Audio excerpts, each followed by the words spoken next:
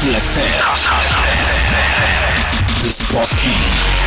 Zazu takes it away for Great Britain. Coleman has already stormed out. He's going to give it to Curly down the back straight. He's holding on. Kastle FM. The big names down the back straight. Who's going to come out on top? The United States are still leading. Curly hands that off. Italy are right up there. Jamaica are there, and so are Great Britain. This is going to go all the way to the wire, but it is no allows on the last leg for Great Britain. Amadazzi's got the baton for Britain. Italy are right up there. No allows is moving away. The Italians are coming through. It's going to be tight on the line. USA get the gold. Italy the silver. Jamaica the bronze. Mexico just might, you know. They really just might. Free kick of this World Cup. I'd be amazed if we see a better one than this. McKelly, Abubakar! Oh, Cameroon!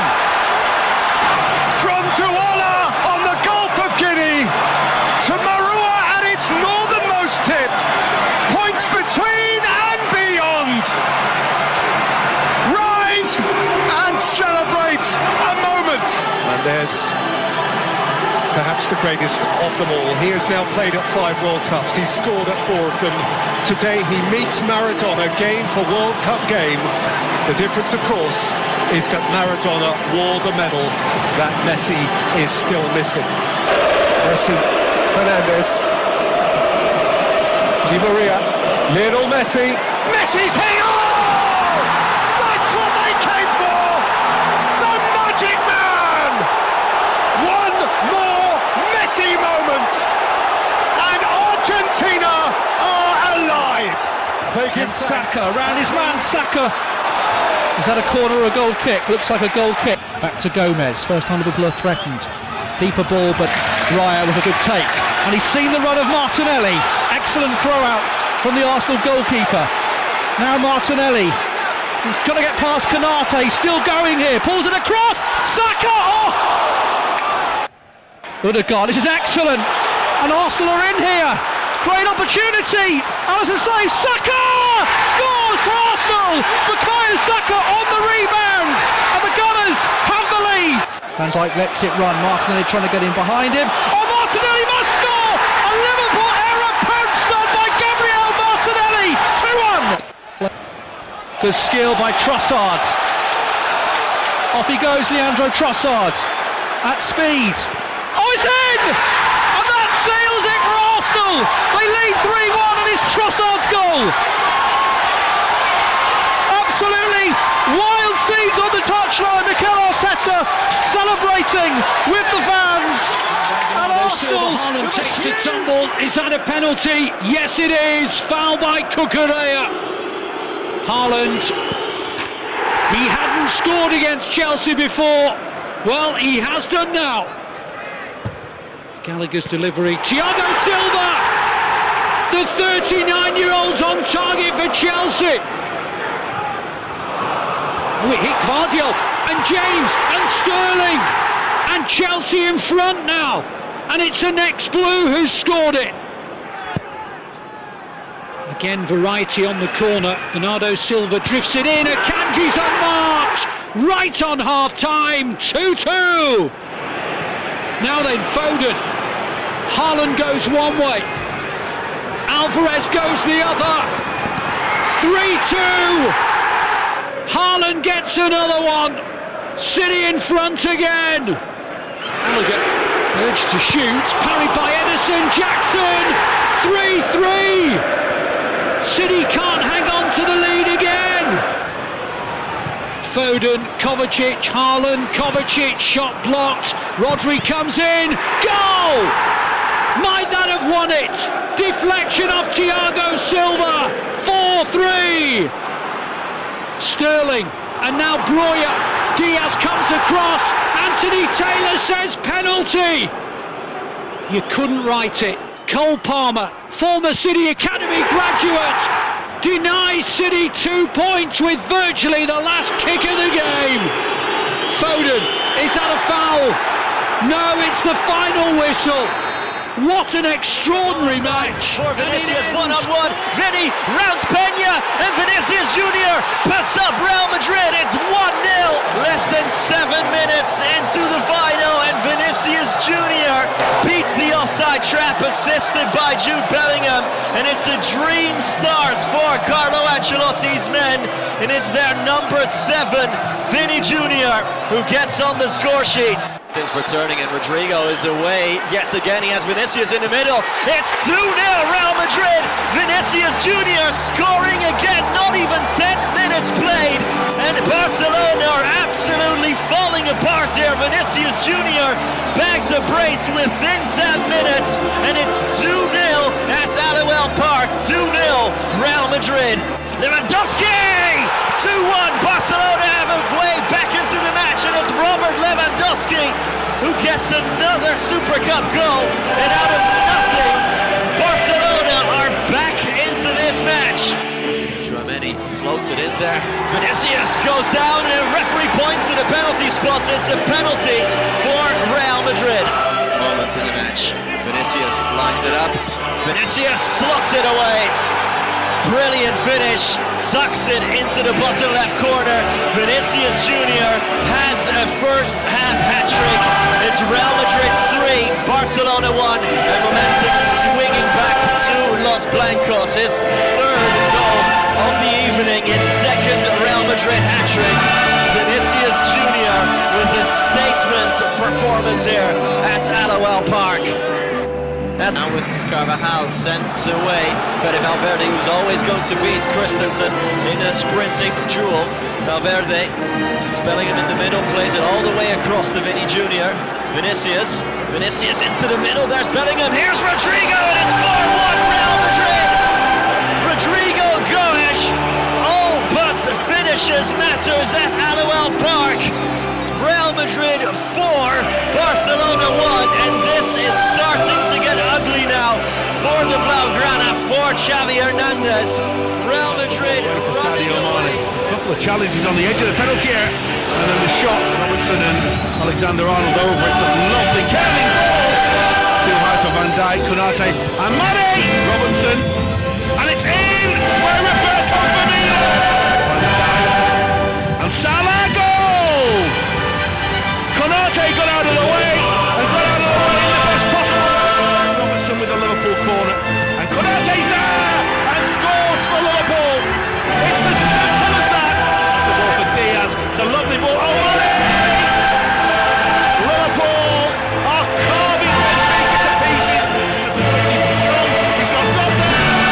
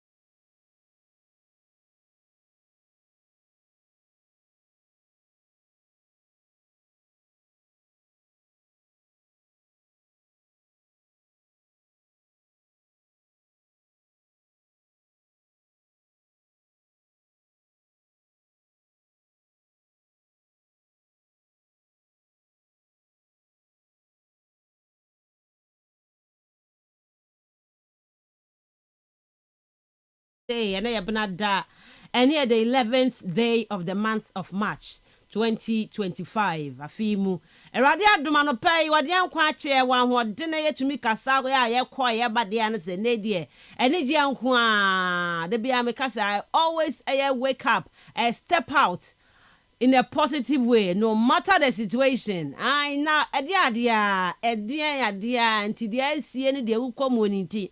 Obasha demo consider bay. No, get out. I'm sorry, na bibi. Ye bibi cry. Mo aninye. I won't send you. Obi and one money problem. Obia o problem. I'm to be a problem and obia o problem. But ninyi na mu no. Oh, ya sorry keka ye ho kakra because one keka ho a problem because what now swatch.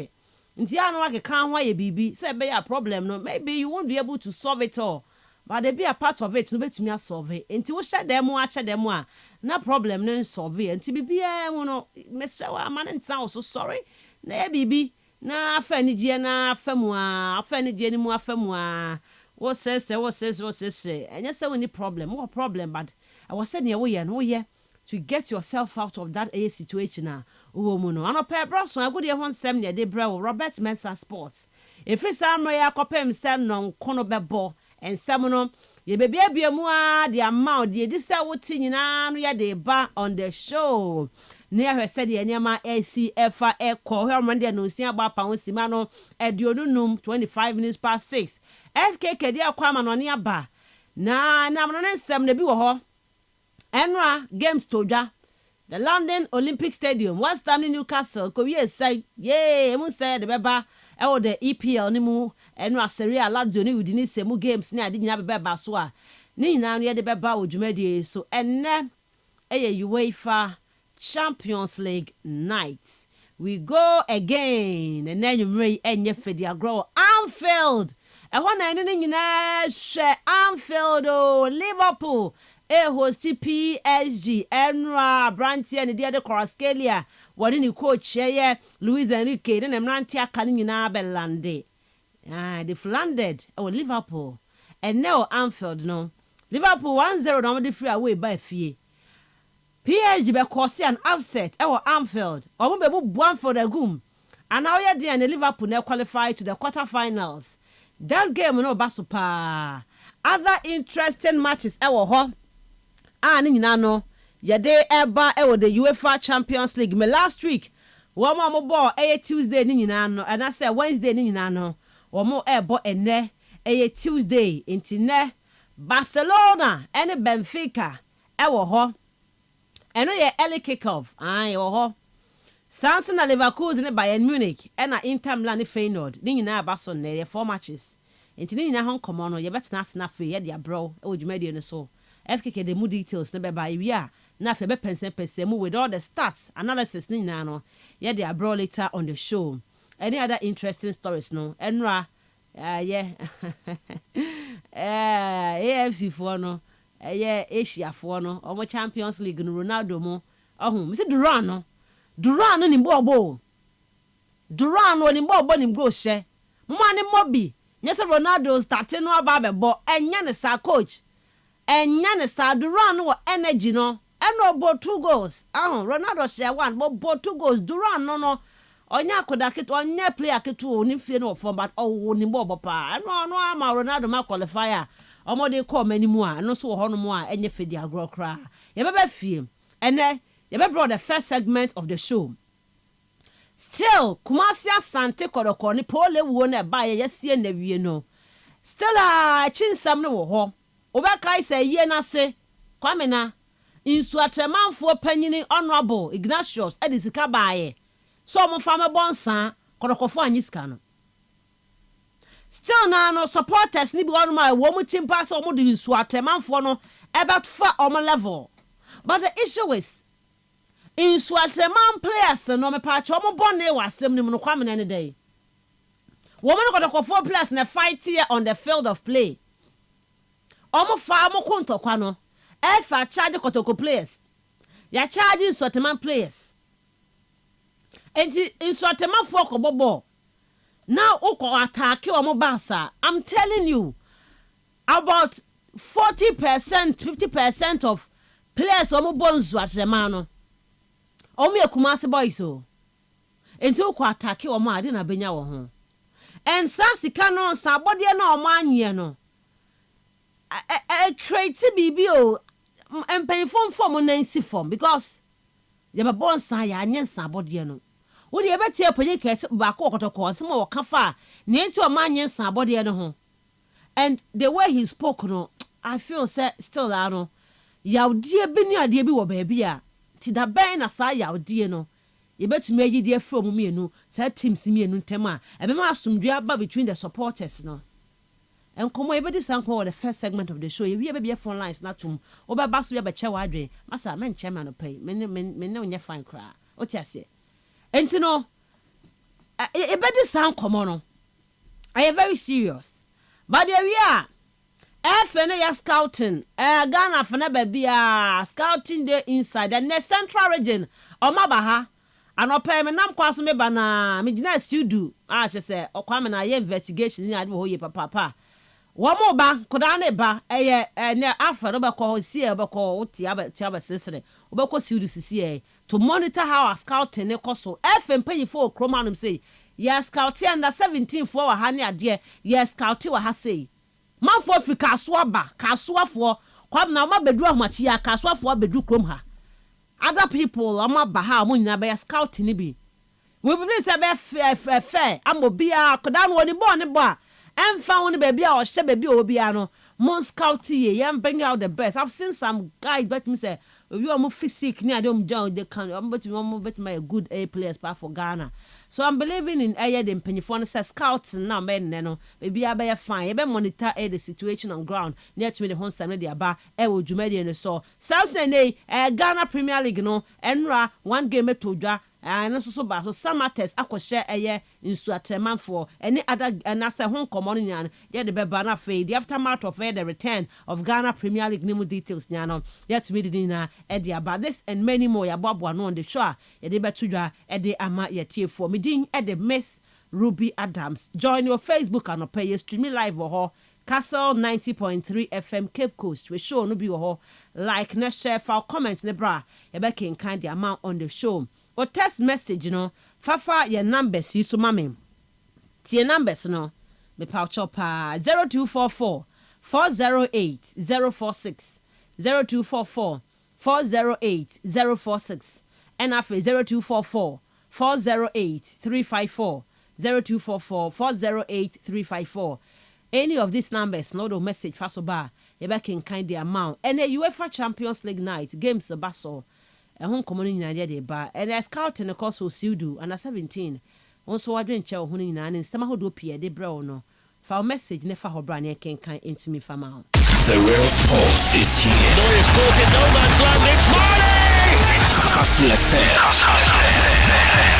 The Sports King. Meda say sana pair for the end of that Kastle 90.3 FM. Now it's here Robert Mensah Sports. It started 2 minutes past 6. FKK de be kwama no ne na afi ho nsem ya de atodwa. Betu efo da ma de kwama no ne betu ho and every kese mbede. Betu ho championship course so an ufa Champions League na. Now the England championship ni bia abo ho. England championship no afred ya na edin. Oko 1.5 na one goal pa ba. Ade asem kran ni. Oko obi abetumi awini a na ya draw.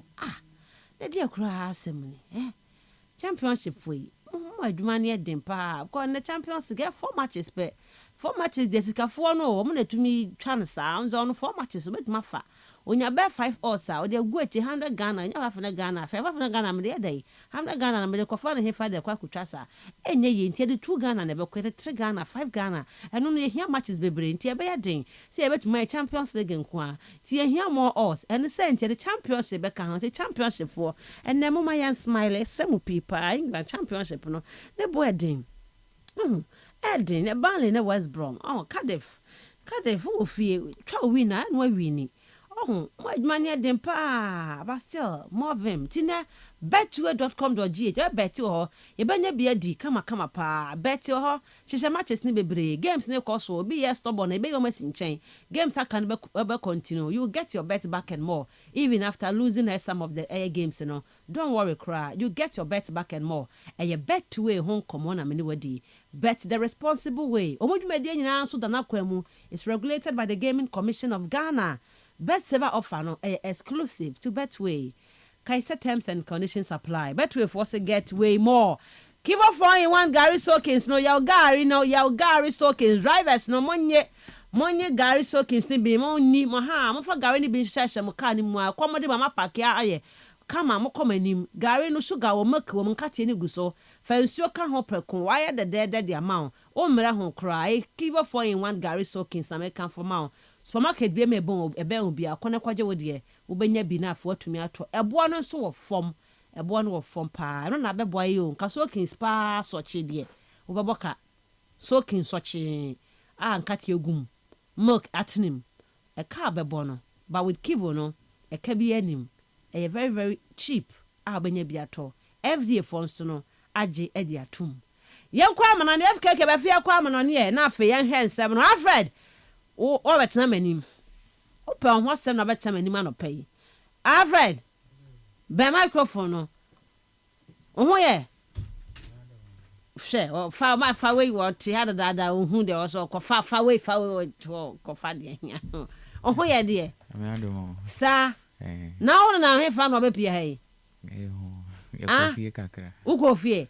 Na onyo mama ni ha na o mama o mu ni ha. Nya me mama fie na ye me fie. Se do cheche. Jeje. Ya tia bompa ya wo kwa he fa wo jam pai bo fie a wo kwa he fa. Wo du tia twim. Memenda ye hu. Kwasiela ye hu, Eduada ye hu. Enne championship kasa wo be bo against wo betina ha. Ahun.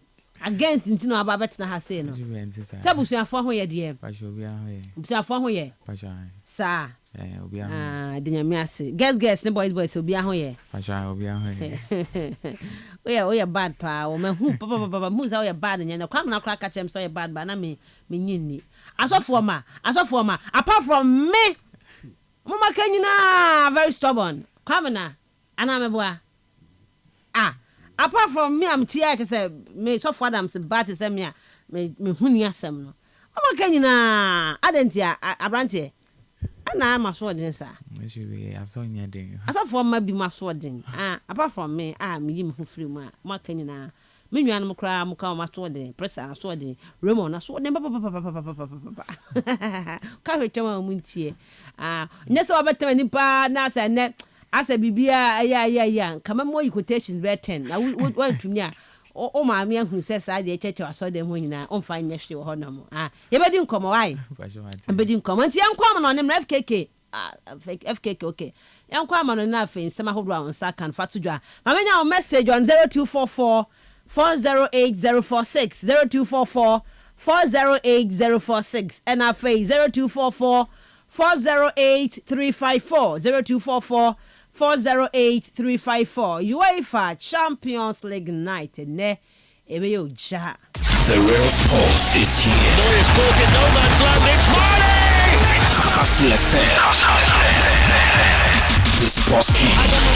I got experience. I got do everything too much. And the old man who want to challenge me, hey, I'm okay here. This is my national flag. I'm proud of it, and I'm proud of Africa. Oh, you know, man, I'm too bad, baby. Bad, baby. Kastle 90.3 FM, soon is 37 minutes past 6. FK Katna say a kwama no ne or then 7 nyina a from media by in the next 20 minutes. Na kwaye ni me Tuesday and then your Monday. FKK. Good morning. Good morning. Bibia e bokwa no pay. Ya da nyamiase papa. All right. Yen kwama no ne mra ye ba de akachi e bedi nkomo.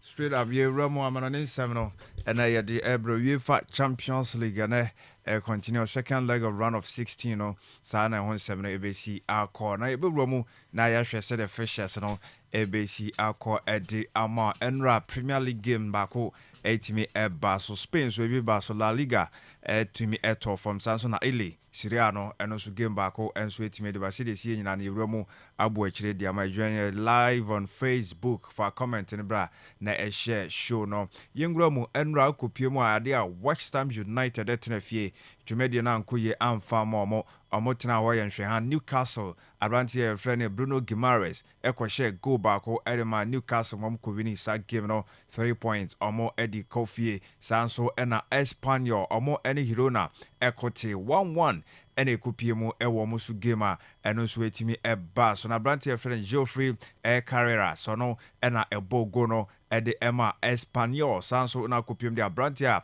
ono so friend Christians 20 kano enso ede Emma Girona Bobokon Lazio ene Udinese ekote omo game no ekowie 1-1 na Alessio Romanoli ene bogo no ede Emma Lazio Bobokon sanso ana kopiem de Florent Tavern also etimi kano ede Emma Udinese Bobokon no na ene de etie UEFA Champions League round of 16 second leg na ekoso Barca for no omo go baako a omo LED omo tenafie na omo ene Benfica enso so abo 5:45 ena game no Barca Leverkusen enso bo Bayern ekuta 3 goals omo de kwa away ewe Leverkusen game no sanso na Inter Milan tenafie omo kuta 2-0 lead omo ne final bo sanso ena Liverpool enso ekuta 1 goal lead omo ene Paris Saint-Germain enso so bo ewo game no nyina Baso 8 p.m.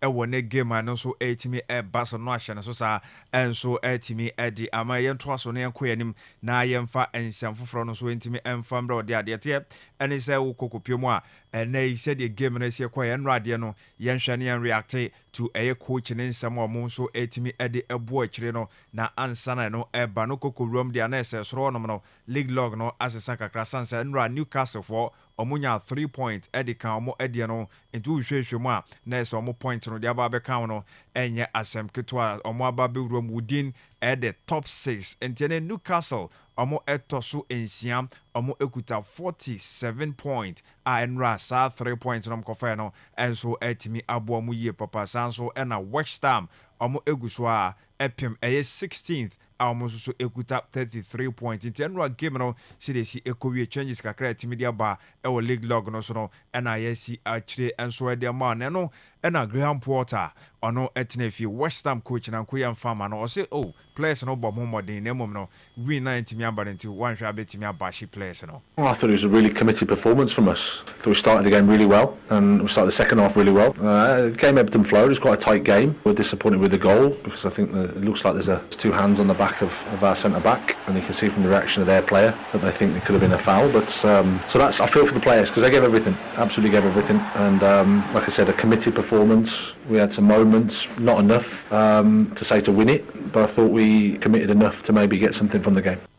Yes, I know and some Graham Potter and so a team by the fact given no zero church players no omo give you up or omo best na say born boy kudus ni amount for ashada atwene performance no a omo church menra na was ye papa na so overall enya de ekoyi edema West Ham United omo tenafie LC sa game ready hall and so ekwo was ye nra no omo ebo late e wo ye fisher and so e baso na pressure edomo so say ne was omo so etimi fa 3 maximum points no. Yeah, it was a big win for us today, just in terms of our Premier League aspirations. We can't let the teams above us get too far away. That task then becomes very, very difficult. And of course, when you're playing last, you're aware that most of the other teams have gone away from you. So a lot of pressure on us tonight, I thought. And I thought the players responded really well because really difficult game. We knew it would be. It always is here. West Ham don't give you anything. You have to earn it. And we earned it all right because that was hard fought. It was disciplined, really good defensive performance. A massive clean sheet for us, but I'm really pleased with it. Yes, and we're pleased with the results in a V3 and almost like I am found this pressure and that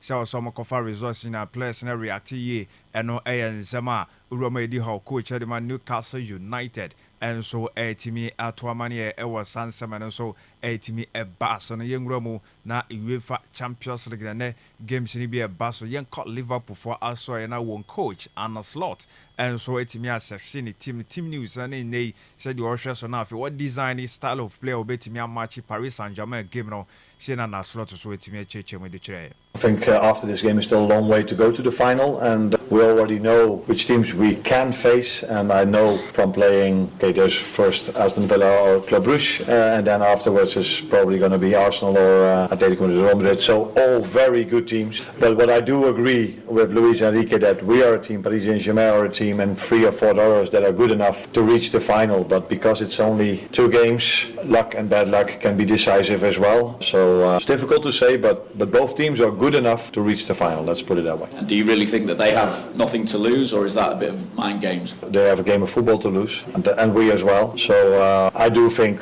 both they've been in this stage of the tournament for many years now. I think last season they reached the semi-final. We were not even at this stage last season in the Champions League, and the season before this was the round where we were knocked out. So these teams normally are going quite far into Europe, and If you are to see it through, what difference do you need to see? I wasn't surprised at all about their performance. They've impressed me a lot. Before we played that game, I watched many games of them because we had a bit more time than normally, and I was really impressed by the intensity they play at, the team cohesion, the rotations in the midfield. They are such a complete team, such a well-managed team, and I think we've experienced this last Wednesday. Some people said we played poor. I don't agree. I think they played tremendously well. I don't think we faced this season a team that combined that much quality with that much intensity, but I do think we can do better. So I'm not saying we played poor or not good at all, but we are a better team than we were last week, and that's something we have to prove tomorrow with the help of our fans. Yes, I know, and some man slot and so it made it first part and I said, okay, no, Osha and a winning team crown in a Paris Saint-Germain, Momadimano, was 3 years papa and one who and Muguso more air, you know, said Luis Enrique or so Eddie Ekaya. I want a press animal saying, oh, Gidis a game or more Equacobono or more air and underdogs, and they have nothing to lose. Now, say, Bibia. Anywhere or more elusive or more feel up and on my shots or more airboy no and on a sort of chimo says they will see a canon in a yard sans or more a gamer or more air quackabonti either say Liverpool for Belusi and I say PSG for a Belusi and TB or Honoma at stake and also a team chimo and they will see PSG for no on a man for a yard and say go on one shanty or make somebody born then so any or more quality no na was through this season of betting opponent a man watching the year for a Paris Saint-Germain game or money or more boy last Wednesday no or say now no the year papa name of betting aka said Liverpool fans were improving into say improvement now ban with the help of our more supporters our Anfield you know or some so could show some quality no normal so go through to the next stage and no and some of the by some part or team I notified. And as I notice it, say, for 2 seasons, I terminal, and ya the more performance and cost for PSG impo, a perform the term last season, say PSG, a quenimu, a chain, a year Liverpool, Nino, ya do ya way, our year who Jumai or Diogo Jota, I say personally, bet me a Cassane performance in this season. Yeah, it's been a difficult season for me personally. I had a few complications throughout the season. Obviously, these last couple of months are the ones that matter the most, where you decide things, and I don't feel I'm on my best form at the moment, but certainly by playing I will get there, and always try to do my best no matter what. How far away do you feel you are? What do you feel you need to take that step that gets you to your best? You never know. That's football. I don't play alone. This is not an individual sport, so there's a lot of things that you can't control yourself, but one thing you can, that's to give your best, and like I said, that's always what I do on the pitch. Yes, in as my so Jitum said in personal form, no, and so and you know, or Jitum says a team sport, and Tene said the extra saw no bet me Abama results now call in favor of Liverpool, no, and you're no quan a bet me on any teammate, you know, and a bet me about Sabran or this and 7 on the game, no. Players, no, or more expectation who say nice city or no so we say the Yeah, I think they had the ball more than we expected. They dominated the game in a way. They created chances, and obviously we were too far away from their goal a lot of the time. But in the end, we won the game. So we know that. Obviously tomorrow here with our fans, we want to show a different face, and the game will be different for sure. But in the end, we just want to go through.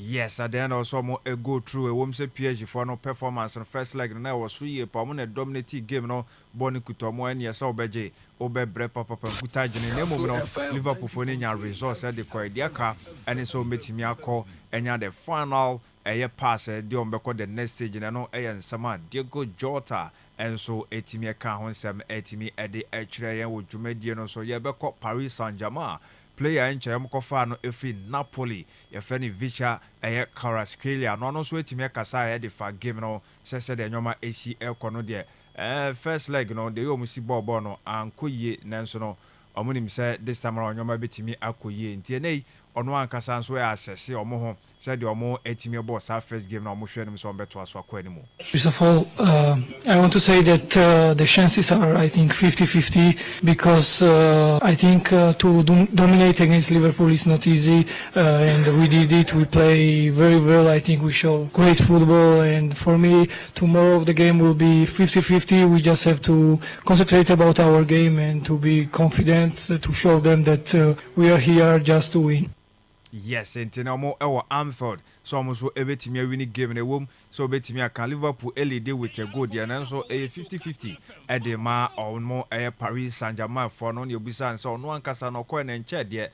Then so betting me I can so adapt well and I'll see yes, ni teammate no abone yepa. So we are speaking about everything in the dressing room, but like I said before, we are confident. We're just thinking about tomorrow's game, and we are just happy that we have the chance to play this important game tomorrow, and we give everything for this game. I feel great here because my adaptation was good, I think, because they helped me so much, the team, club, players, the coaches, and everybody in the team. And I feel I can do more, and that's why I'm working hard to show everybody that I can do every time more and more, and I will do it, and I try to work hard that show them that I can do every time better and better.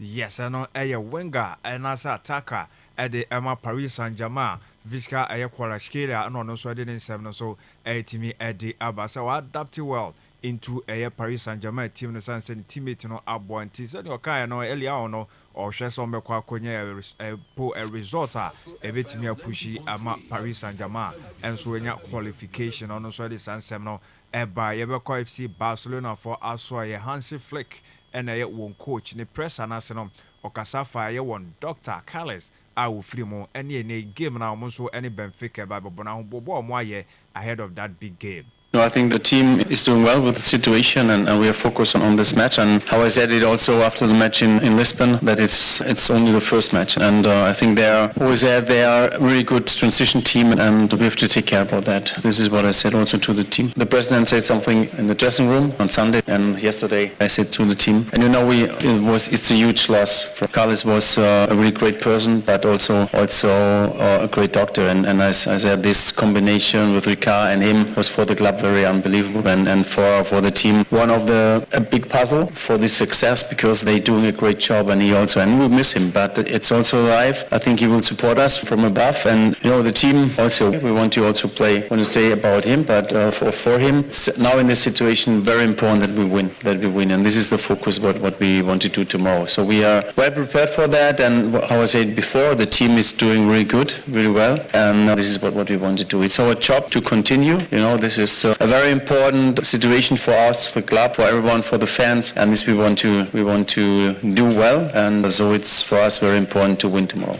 Yes, it's important. Said ne game no omonso ebetimi ewini enra and all this answer no so etimi edi tudwa ni pressure na so chechimo say ne Dr. Carles awefem no ehadwene in fact we any personality na ade a was through year pass and so now a good doctor na obo team ne me nyome konkan to be fini pa na mamu gidie say obetimi abo mo from above no nsama Hansi Flick coach at the FC Barcelona and so kind no say ampa oni players na twetwe nkomo modi nkomo ye pa etimi asake omo mentally etimi abo say ne nyoma betimi akonkan to mo dia omo hwe and say na game ne baso Benfica for ni mbo transition no omo eya ade papa mo bɔ no se kutom no mo de kwani mu a aya na omo ho otro na so basafo enso ewa antidote na omo de ba at the end of the game no e was so omo so enya qualification de kwani mu and Hansi Flick so at the sansem no toa so ewo honom ye ntoa so na yenko yenim ewo nsem fufrom dia okokopie mu ewo ye Manchester United aso na sense bebre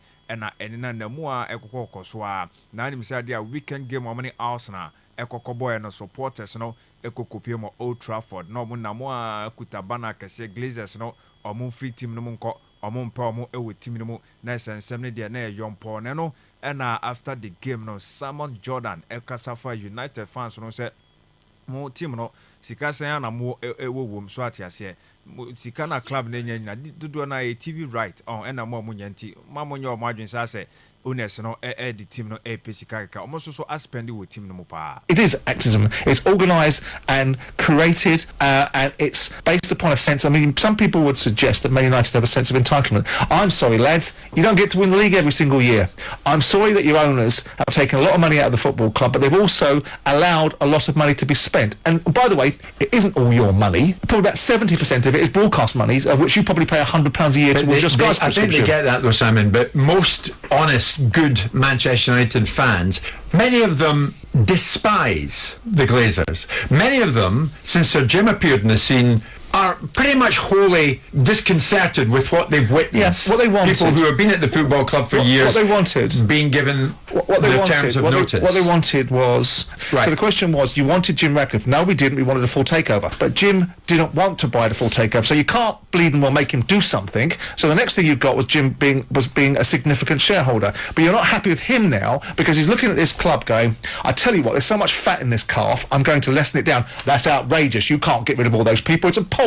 And not one single person has an understanding of why they're getting rid of it. Oh, it's because the media are representing it as cost savings. Or maybe it's what do you expect the fans to say? Right, we're going to hit you with price hikes. Oh, really? What do you expect them to say? At the same time, I don't expect them to say anything or something. What I'm suggesting is, and given the fact that I didn't make Man United the centre of that particular article, it's a kind of moot conversation, isn't it? Because I was making it about the potential protests or the real protests that were going on at Chelsea. So Glazers is a slightly different subject matter, and I've not attacked them for it. I've just framed the question to them differently and said, okay, what would you have? What would you do?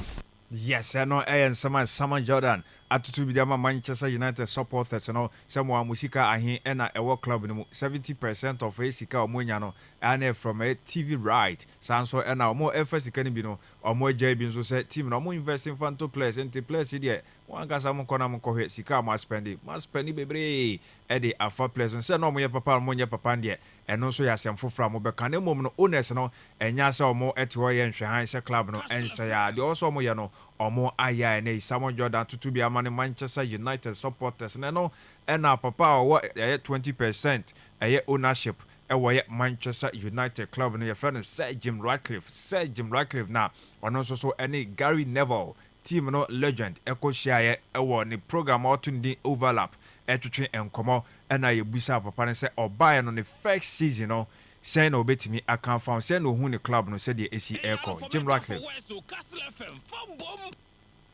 Yes, it's in a Jim Ratcliffe no neno yehwe na afa yetimi abo edi ama ewo dwumedi nse de otie chirechirem say and he said in the first season no AC akwa ewo Manchester United bobo konum said na enyoma AC etia Jim Ratcliffe and so etimi chirechirem said in the first season with the club no AC akwa kosi. So I'm going to start with the end and right. ask you to sum up your first 12 months in charge at United. Review yourself. Right. Well, I think in a funny sort of way, it's gone as we anticipated it would. We didn't think the first year was going to be easy because we had difficult things to do. But I think, the club is bigger than, until you actually arrive in the club, it's bigger than you think, and the scrutiny is bigger than you anticipate because you get your school report at the end of every day instead of at the end of every term. I used to get a clip around the ear once every term by my mother, but now I get a clip around the ear every day by the press, So those things are sort of slightly, I suppose, unanticipated or underestimated. But I think broadly where we are, which I know is a difficult place and people are not very happy about it at the moment, which is why I'm quite unpopular, it is where I didn't expect in a year of change that we'd be winning the Premier League. Yes, it's in a winning said ne obano and yen menu ya and our club no ebe win Premier League and answer trophies and no win situation a club no nim the amount for Kasabi special air supporters no say club no o chira who say a big the name Uruama and who say yes idea no extremely big and no and sama Jim Ratcliffe also so can edify an experience so far with the club or to announce this kakakra ekokoto 20% shares and so at the efrimie busa no say criticism e ba no so no sen na ya na ofa no e de efazan say obi atimi akire na supporters e kire nsem telefon so e kire mo adwo mo boy omunim mu krampo no e kire mo adwo criticism no say na o work am no. You find it hard, the scrutiny, the attention, the criticism? Well, I used to enjoy picking a newspaper up in the morning, having a cup of coffee and a croissant, which it's not quite so enjoyable anymore. But I mean, we've all got our sensitivities, and it isn't pleasant to read some of the press coverage. But the way I get through it is, that I believe what we're doing is the right thing, and I believe what we're doing has to be done to get United back to where United should be, which are the winning, silverware and winning trophies and things like that. And we have to go through this dip. I mean, if you don't like where United have been for the last 12 seasons since Sir Alex retired, then I think, ergo, you have to accept there has to be a period of change, otherwise it's just going to continue. And change is always uncomfortable and unpleasant at times, and that's sort of where we are at the moment, unfortunately. Do you understand why the fans are angry? Obviously, yesterday they protested at the Arsenal match. Do you understand where it comes from? Yeah, I think, well, I'm a fan as well, remember, so, fans are not going to be happy languishing down at the bottom, in the bottom half of the table. And, yeah, I get that, and I sympathise, but I didn't think this year was going to be a walk in the park, it was always going to be difficult. You look at the squad that Ruben's got available, he's only got half a squad, honestly. Yes, I know, and some Jim Ratcliffe, on so it's me the air twice so or sampa, criticism, a bad scrutiny, a ban so ye papa panty, and they said no kind of so a businessman and part or why be a once in a while, betting the deal with new cinema, name or befa club, and I would dear num de Bia, dear Chibia, Sir Jimo, Nessa, and not in the announcement, Nino, a your managing ye, and so 80 me at the airport. Now, I'll say, idea a funny change in society. They are uncomfortable. Bia empe sanse was saying, you might be brave taking decisions. Beko baby, ye, baby, so beko ye, a bibeja to me being jintum, inti adiani dear ed in dear national would nimse or monam quampano so our more air qua or mekwa kodu baby United will be expecting some so beti me aqua kodu man yoma concan ediama no any business supporters no adiana on bear no so we na or can no so no I saw a football fan into results and embany dear ya dear nanso no omuguswa enam kwanso ne obusa no say as a football fan results are econo say na no gitum. You just said that you're a fan. As a fan, not as an owner, when you go and watch the games, and you have been watching the last 6 or 7 months, what do you make of the performances? Well, I've seen the performances under two, so I don't know whether you're asking me about the previous... Well, under Eric and under Ruben now. Yeah, well, obviously under Eric it was erratic, I think is the best word I'd use. There was some great performance. I mean, when we obviously were in the FA Cup against Man City, they all turned up and they played like they were in a cup final, and then at other times, Crystal Palace or whatever, they didn't show up. Well, under Ruben, what we've seen, I think, is it was difficult at the beginning, and I sort of get that. But then I think we've seen progress, and I think some of the players that we bought in the summer, you've seen them settle. It's quite tough, isn't it? You spent your life playing there. It's not an easy league to play in, and there's a lot of scrutiny, and it's a tough. I mean, look how Xerxes got knocked about, yesterday in the first half. He really got knocked about, didn't he? I mean, he wouldn't be used to that playing in the Italian league, so it takes time for players to settle. But I think, if you look at, Ruben yesterday against Arsenal, he only had half a squad. How many players would most people recognise on the bench yesterday? It was hardly a name that you'd recognise. The guy that we brought on, Heaven, he's only 18, we only bought him 3 weeks ago from Arsenal, and then we had Obi on there, who's only 16, I think, and he's played once for United. There was only half Sir Jim Ratcliffe, and this answer, so it's made by we are no Casampa, of your said, I'm remember, and as we can obey game now. We say glimpses of what is coming and as what is to come from Manchester United Bobo no sanse who's a future no edem bibia aye kama so glimpses no kakra especially first half no who be second half no so baba be hu kakra I see under everything hag no o see game bia Money City boy FA Cup no o see nani so pa ni Arsenal so FA Cup game no nyina no dey everything hag and him no and also dey na a shame kwane ne o de sansem no and so timi ede eto so want as a football fan results no there overall no obeka sense that and so any there nanso no games in bi ono a unhu sa glimpses no say ne nyoma ebetimi akonkan the expectation no honoma any FA papa de sansem no so timi ede by Rockin and so to be the money Arsenal Bobo no say we share Arsenal Bobo na obi aka say next season Martin Keown ekan say Arsenal munya striker bode ebeto anymore mo pa Arsenal for beto ntena bebre no mo agi Premier League to mo be favorite club to win the Premier League next season. So this season ankoya no and I Roy King said, dear Ben Pano, Nkufo, Edia Chess Ampa, next season, don't meet me the Premier League. Will make this step under Mikel Arteta. No, why would I? What makes you think they can do it, or the manager can do it? They've got close over the last few years, and City will be strong next year. Listen, I'm sure Liverpool will be strong next year. Where's the evidence to think they can do it? Would it be get another striker in? Yeah, obviously that would help. Have they got the right mentality? Has this manager, we just seen there at the interview, getting frustrated, which is fine, because you see a different side to managers when they're winning every week. It's great. We've seen that even with Pep. But all of a sudden, when they're losing matches or they're not getting the rewards they think they deserve, they get all agitated and frustrated. And that's fine. I've been there and done it. But what is the evidence? If they get somebody to get 20 goals, we'll sit down and go, well, that'll be the difference. I don't think it necessarily will be. I suppose the evidence might be that they got 89 points last season, 85 the season before. It looks like they will fall short of this season because of the injuries they had. Yeah, so if they get those players back and they can add to that group. Yeah, of course, all ifs and ands. But again, do you think City and Liverpool are just going to stand still? They're going to keep looking to improve. Listen, Pep will bounce back. I think Liverpool will be stronger next year. These teams aren't going anywhere, and they've had a bit of a dip this year, particularly Man City. We don't know what Chelsea are. We don't know one or two other teams improving. But what's the evidence, again, from the Arteta or this group of players that they've got that mentality to challenge? We talk about challenging for a title. To me, in my mentality, it's about winning titles, not challenging. Yes, today I didn't know any so quite challenge for a title. No, I was so corner kokoje na Arsenal for more. Yeah. In fact, in Tidia Ben Pa nature evidence no ewa he said next season.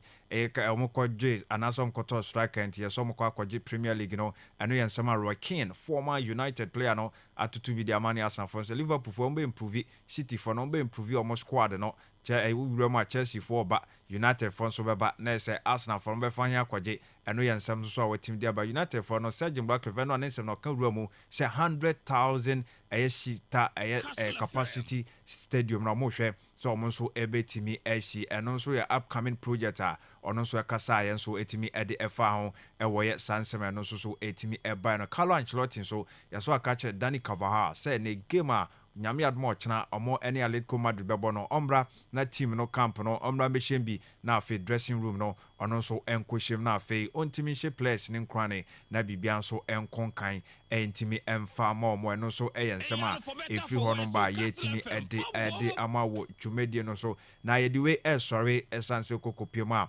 eye empo papa e friend Jamie Redknapp ono so ewo gidie se Arsenal next season bibia be konkan dia ma omo. Say that next season, okay, if they sign a striker, that Arsenal will be challenging for the title. Yeah, they will. Yeah, absolutely. I'm confident in that. I think, but they've got to start an elite striker, and the problem is how hard are they to find? It's incredibly difficult. No one really wants to sell their best player. They always get spoken about with Alexander Isak, who is obviously elite because obviously you see the goals he's got and how he plays. But it's not going to be that easy. Do you think that Arsenal are going to be the only players in town, even if he were to leave Newcastle? Barcelona are talking about wanting him as well. There's been a load of clubs that will want him, but they've got to find someone. Is it Sesko as well? They've been mentioned in trying to get, but it's just a case of, I think the guy said it earlier, a striker, because even though Kai Havertz has done well, they signed him as a number 8, they signed him as an extra midfield player, then you ask him to go and be a killer in the box, and yes, he had some good moments, but is he an out-and-out striker that's going to get you 20 goals? Is he going to get you Salah's numbers? That's what they've got to try to find, and if they do, with their defensive stability, they've got a really good goalkeeper that we all like, and midfield, they will certainly go close next season. Yes, Entiano and Sama Jamie Redknapp.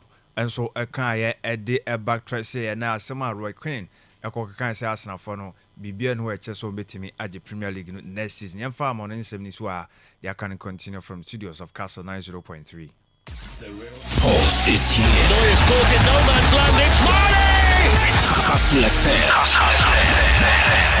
The Sports King. Kastle 90.3 FM Suni Robert Mensah Sports and I de Emma Wono. Yabana Fiaba Bedin Komaka Ewe Cheno FKK Nyatan Kamaminya message on 0244 408 046 0244 408 046 and I free 0244 408 354. File message no efaso ebra making kanina eso edi amount ewo jumedie no eso Mama Osman the Benga akwa ba na fe aba bedi enkomo enso ewo the first segment no emu amenyo messages ne kakran fem for na fe yentimi emra na yento aso say good morning, my name is all right. Hey, my name is all night. Okay, I want you to greet my master Sisi Whiskey Prasto driver. Barcelona will win La Liga and the Champions League. Okay, thank you very much for your message. And I mean, you went so emfa infuanum. I say good morning, Miss Ruby. Benfica will surprise everyone today. Bayern will win, Liverpool will lose, and Arsenal will win. Patch Arsenal, China, Yabutre, Arsenal for one who's here, we win, we lose, we win. And so Abemu Hono. Hi, good morning, Miss Adams. Please tell the rest of the teams in the Champions League that we Madridistas, we are coming, and also Atletico should go and find some medicine to drink, cause if they don't take medicines, the probability for us to score them is low. And Bellingham too is back. Vinicius Junior, Eddie Free, Quapro, not Nidiano, Eddie Abba, Osman, Levenga. Good morning. Good morning, Miss Ruby. And pay BBI aboko. Nakoponado, BBI come. Now I saw Namiado, Miss me who ya pa. The we are poised out for the second list of the Champions League. Of course, of course. I don't know. We are no penny obia driver am fan car no na olizum komo. No be said to me sha. Our teams will qualify. Na me say we be adwuma ye bia na be qualify. It's on your bia no we bia. In fact, if I'm looking at a married woman, I want bet right. Now one crap they have work to do. And on your easy them. Until for that qualifier, it start from today. It's in the 1 hour bono. Watch it to know qualify. Basta for no. History on one side. Okay. Yes, history on one side. Pa. But if they really want to do it, we are in yesin. I'm for the one who wants to know. I want to say easy because me take 2 managers in na. I'm telling some and slot or canal. I want a game where you know on funny easy crack. But the history is also back in Liverpool going into this fixture. And see every time now, yeah, some of the histories now is when you are so known come. Osman. Yeah, Miss Ruby. The Vanguard. The Sikora. It's having Pesco. That's what you are. Why you know? I said, when you want to. Sir. I said, when you want to. And but no, I'm a dream who be a first Kasembi who says a Scabina do cry. But it's part of life. Of course. Too much question, baby, now there. Or you will welcome. Ever. It's a business, I think to know. But it's the Yama is slow. I slow. Ever far. Hello, good morning, champion Miss Ruby. How are you and your crew today? I'm getting the feelings. To your way feelings. Osman, are you getting the feelings? I'm getting the feelings that PSG would do we'll do a comeback against Liverpool tonight. Otuga, inside semi. Otuga, you have a feeling. Feeling. Okay, feeling bum. Okay, feeling. There's a PSG Liverpool free. Mama got Champions League. Good at now. Oh yes, I don't know now. Omuyi Liverpool free man. I'm got Champions League, you know.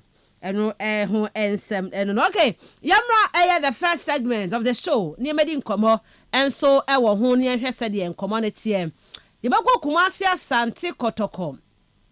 Womane in Swatreman and sensem de no kwasemni ebi wo hopa me di video beto Facebook to see na brana be share sa video no anu ayensa kan from kukuom me kai pa papa ma asori no branch ho no kukuom ai on ba for ya na kukuom ba man ko order to omon kapa omo serious na kukuom na Swatreman bus no ma wo say comment e ba wase na wo so mu use omo branded bus munim say asemasi why should you use your branded bus nti come omo this guy see omo ho say nyo omo na ebo mo kofa bus fufuro bi na enye easy but then no reporter yensa kano from kukuom ho no e say abrantie bi na otimoto so be cross team no senko be tutuo Osman be tutuo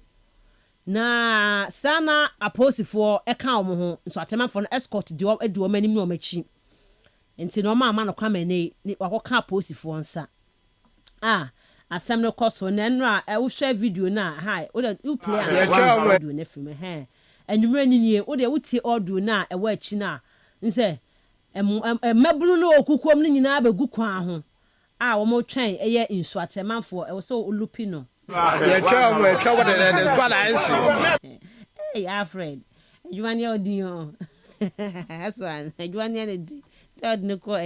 It's and it's say wodwe ho a wonti ase na nsuatema support players no ɛdeɛ ya na ɔma yɛ dɛn but ne nyinaa mu no dodo na ho no sɛ asomdwe ni kotokɔ ne ɛyɛ nsuatemanfoɔ no entem ɛna no a ɛyɛ pole ɛyie no Honorable Ignatius deɛ ɔno no wama o what the 5,000 cash donation ba esoma sɛ yɛnye ne mfa nkɔbɔ nsa ɔmo ne bedu ɛyi na kotokɔfoɔ anyiska no na akɔ Ashanti region kotokɔfoɔ hɔnom a wɔn mpanyinfoɔ ɛyɛ circle sɛ yɛ chairman Orales Menu wo de entie ne kasa no de entie ɔmanye nsabɔdeɛ no free honorable ne nsɛm no de be o cheche mu no de entie. And in trying to comport ourselves, we don't want anybody to annoy us.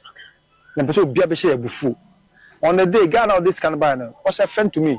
Father ball as a I became angry all of a sudden. See, I have to move away from the belly watching. So they are main candidate. By a power no so first canon. We don't need honorable why Ignatius Buff for honorable. Honorable to super never made this our night at all. Honorable. It doesn't befit. I will require befit. Honorable that is will be our due. Sanity and catching is all fat and coherent. Now, polyclinic. For how long did it take you to tell me about until with this? Where it be a bit concerned for? You don't have anything to do with them. For the fact is, we don't have anything to do with them. So we do with them. Let's cash. Now 5,000 cities, and we told them, say, 5,000 cities. They did crazy fully and he was sacked. Even though one supporter, I know a second member, but he was sacked from the funeral grounds. For the empress, actually, I'm 40 no. Now, sir, we be a wolf. I say, why? Yes, you never be baby. We've been trying to comport ourselves, and in trying to comport ourselves, we don't want. Okay, I know you're small Alex Menu a day at 2 Jaffa, the NTR. On 1 year, a year, Honorable Ignatius, ne Sabodiano, or more anye, 5,000 replace. Of course, we know Saint replace Pole. Okay, but assembly and the ben no mobile, the ben no tron one same people home, and to the extent say in Swateman Quacobo game one. Uncle 4 a quaco attack one a basin. And I SMP, I don't know when I saw a same way a trouble to me a cha, able to me a cough call the Bonnie BNC, they went on, they played their game and all that, but. See every day beer or some kobo game beer and I was see the escort edu omanim e de kwadeba and even some are suggesting says I said earlier and so munu say be a different bus be krana just say a whole lot minim how sa situation we able to me ahwe ye twa so Osman me ye nin komo uti Orales Menu nsem no kan na mamanda sa no power na ye ncheche ye native no nyahwefo no nyina na ye nda wona so abakọ no nya ye bezin komo Mr. Alex Menu, I think issues no 2. It's no mental of course, first one of course. And the second one. So, Ruby Koto course I reject and so our boys now was a boy now. 1 year Bonivia. Yes, one answer me a day. Hey, yes, one answer me a day. Say back if you are day, make the time as a see no. Say a share steps and so I treman would take key. In fact, was started with the defensive mood no. I want to go check picture be there and some no simple when see was stadium. No more I don't go see what drinking bar and sun as a bar and as baby see was stadium outside of the stadium and I wasn't pokon by inside. And later no down my statement and I was about out to know. And I'll be but late honum. When issues in baby your own point started the years of home como. Yeah, cause about the set incident and especially when eyewitnesses are on us some no see no and I'm all cold with stadium honum in nano. You ever seen in your own come with your day? My suspect, our woman, no, please for 1 second one. And for quite the preliminary investigations, you know. And on who dead, they may not be the prime suspect I worship because we'll be also the armor bono. And I'll bet you will be on a payday, the Mujumas no conquer. And I quite remember making with your day there. Mr. Ignatius Bafu, say, no more song on your more coding in now who be, and I'll put all clean is now. Mason Mabechem United. Bebo Cheske was a 2 of them. 100,000 Ghana. I will him or be out of Damo Bonibiano. Say to my training for Condemiski as a bomb. In your individuals, which I once so was it, once what Cheske was a 2 a day. Say to my training for corner was a dumb one, I'll bet to Damuscano. So I can swat Treman and answer there. Ignatius Bafu, one, no so ye be. enkobotu ma calm down tension kakra odo baby na nkofo started to work kotokofo won chen na work akasra one work commiserate with them with the family and even as antimony mpono Ruby mehu there nso atreman as a club the club owner himself no so wetum na we to delegation mi mpo there wonko na wonye kotokofo nkakasa another ones wonko na wonko tia because I go na yenyina yezi and I go yezi nyina emotions wom obodo baby a ya ba take decisions bi a enyama botu ma ginsem even though that is not your motive as ekwa ekwa no another mosi no one plan na there the munko nkosi. So we talked about some of these things. In fact, odo baby mpo no na ma adwene am there say hwe mesman so atreman as a town ahemfo in the kromofo what twagwan what make an effort that they want to clear their names there one share no nya communal something there oporo okuna na poli but e bi nipa boni bi wakwakwezi no dwuma bia wa affect town into they wanted to exonerate themselves.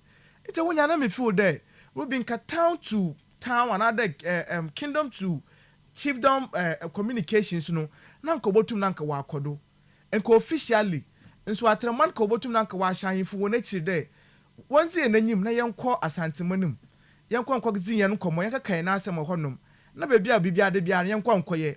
In fact nko ba ye fempo there even though konya so atreman ana damu bono kozi as a club but then it was be true one jumaze kozi no ana damu no bentin ka ban ka yinu ponu enka kawo no nyina no enka yafa dan brankan na ka there pole ne mo from no oboswe won nyina no was yen so po ekuta yen sam academy won gina won fambo a then it means that a show care it means that chede you donyin pa more than 3 points but then I am silent on those issues in nyina no ankasa abakere bia case no police for won sam. Yes, I understand, but odo baby no case no say won a wo nyina no bebe na oja on the won kofi even the case won cost still now. So it means that when you a bit of that much freedom no they could have done something, but I feel that trainer that worry you know no and mum na friend ekwa kwobon say what there one je won fanya that. In fact me I agree with Kotoko. So man just can we just can so anko buy fair just to show they bia there is nothing between them. So yeah Marubi makes me anticipate makes me masi kwa kwa no let's men who crack kasa no cry you can see say so you should understand honorable yes we be American so your event no CCC no sanko honorable make an attempt there obacha da nyimpa no kwa hiatin football na ana kasa no freedom na we nya na nke ho no kobotu am Kotoko so soft one stand there at least oya born na yebo. This is not the first time yebo okrum hade ya obi ahwe no kwa. In fact yen kan kwofo one year at a point in time nyimpa more than 100 it is a nyimpa one na still now no it's significant. It means something into kan yen show care there mo osi no yen nyina yempe but to the latter no yebo boa ba no wetum na why investigations na baby a pepper ya no yen nyina is ato no chere ye move on ya kwen nanyim marubi anya hwe anka bibia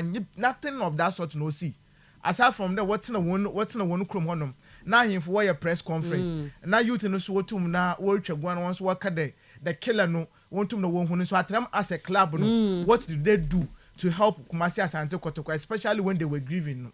And for me that is why I have a challenge with Oyen Swatraman for no. All right. Into Mr. Alex so I reject his kana ubi one year boni bia ho no. But I hope there e bia oron so wa e bia afterthought no Swatraman as a club no botum na we since I do through the Ghana Football Association. Na wanye Kotoko management no nyina wa atene phone. Na afei any differences bia no 1.20 because when the ma that my tension no whether you like it or not about the pen for year mu a o ma chidi fo ede no mu jam. Yes, all my tension no mo ba pure ba cost still down no into ambassador let's do the needful but mo si wo kukum honom no se ba ka efiade me kan there se league year start to be one so atman for they will be targeted especially in Ashanti region.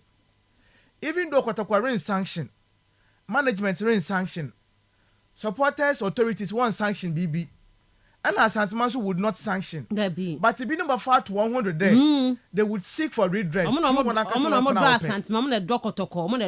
is a big problem or a big challenge in terms of in the first part no sanka wo ya ka calm down tension but was under 1 year into you zimbra be she won 7 da obeye but am can what there Ruby so urban murder cases are good for us in there we identify the culprit no wa kada obetiny mpakro no But even with that no nso Atraman as a football club no Ruby any person be azim braba she wunsem there because the mean away question to no yes you nkwa reprehensible yes you nkwa chere there yes you botumi am more than moko ekosi no sabana nsa kanwa wankotin na ebokwa akodem wankotin ebenya problem ya wombra wo krom hade sabi a lot of these cases be bring no wakodo wo krom hade interview ka there because family A ni nyimpa na we ku family B nti no say mu family B ni nyimpa na yes you nkwa friends nka kanwa na Ruby so orinya ye demo nso Atraman timi onye nkọ na wo fin so Atraman kotin na wo there be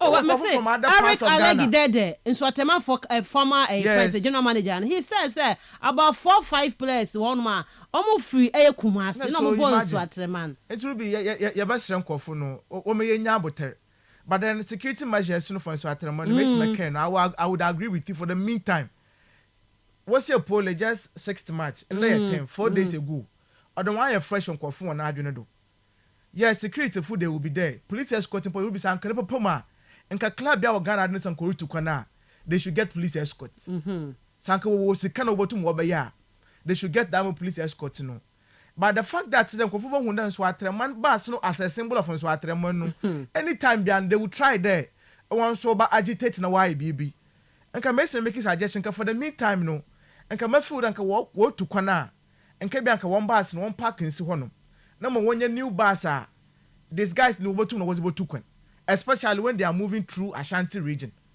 because one is in the tension that one was sure but these are the things the AFN as a governing body no Ruby they should have been able to pick some of this intelligence there where you know it is normal obesi especially when these issues are fresh nipa na you free or the anything for the meantime obesi so how best were you going to protect it Yamon police escort was it enough still now the benyan kwa fa won bass now obo to onyama they will try nyimpa nyimpa ko nyimpa bien na wodoso youth na wodoso kwaye the maza kwakwesi wo honom no it me feel that Ruby subsequently no you make sure that we are going to protect in Atraman as a club especially when they are traveling that's the most important thing me no place na kasa wona bombobu but this season Ruby a renaissance so Atraman we feel league ma orenyam wonwa yes orenyam wonwa honestly orenyam wonwa because a player mpo se ba move akohonom na ebenya a certain doubt bi kakra and a club owner na nkaso pass stance now no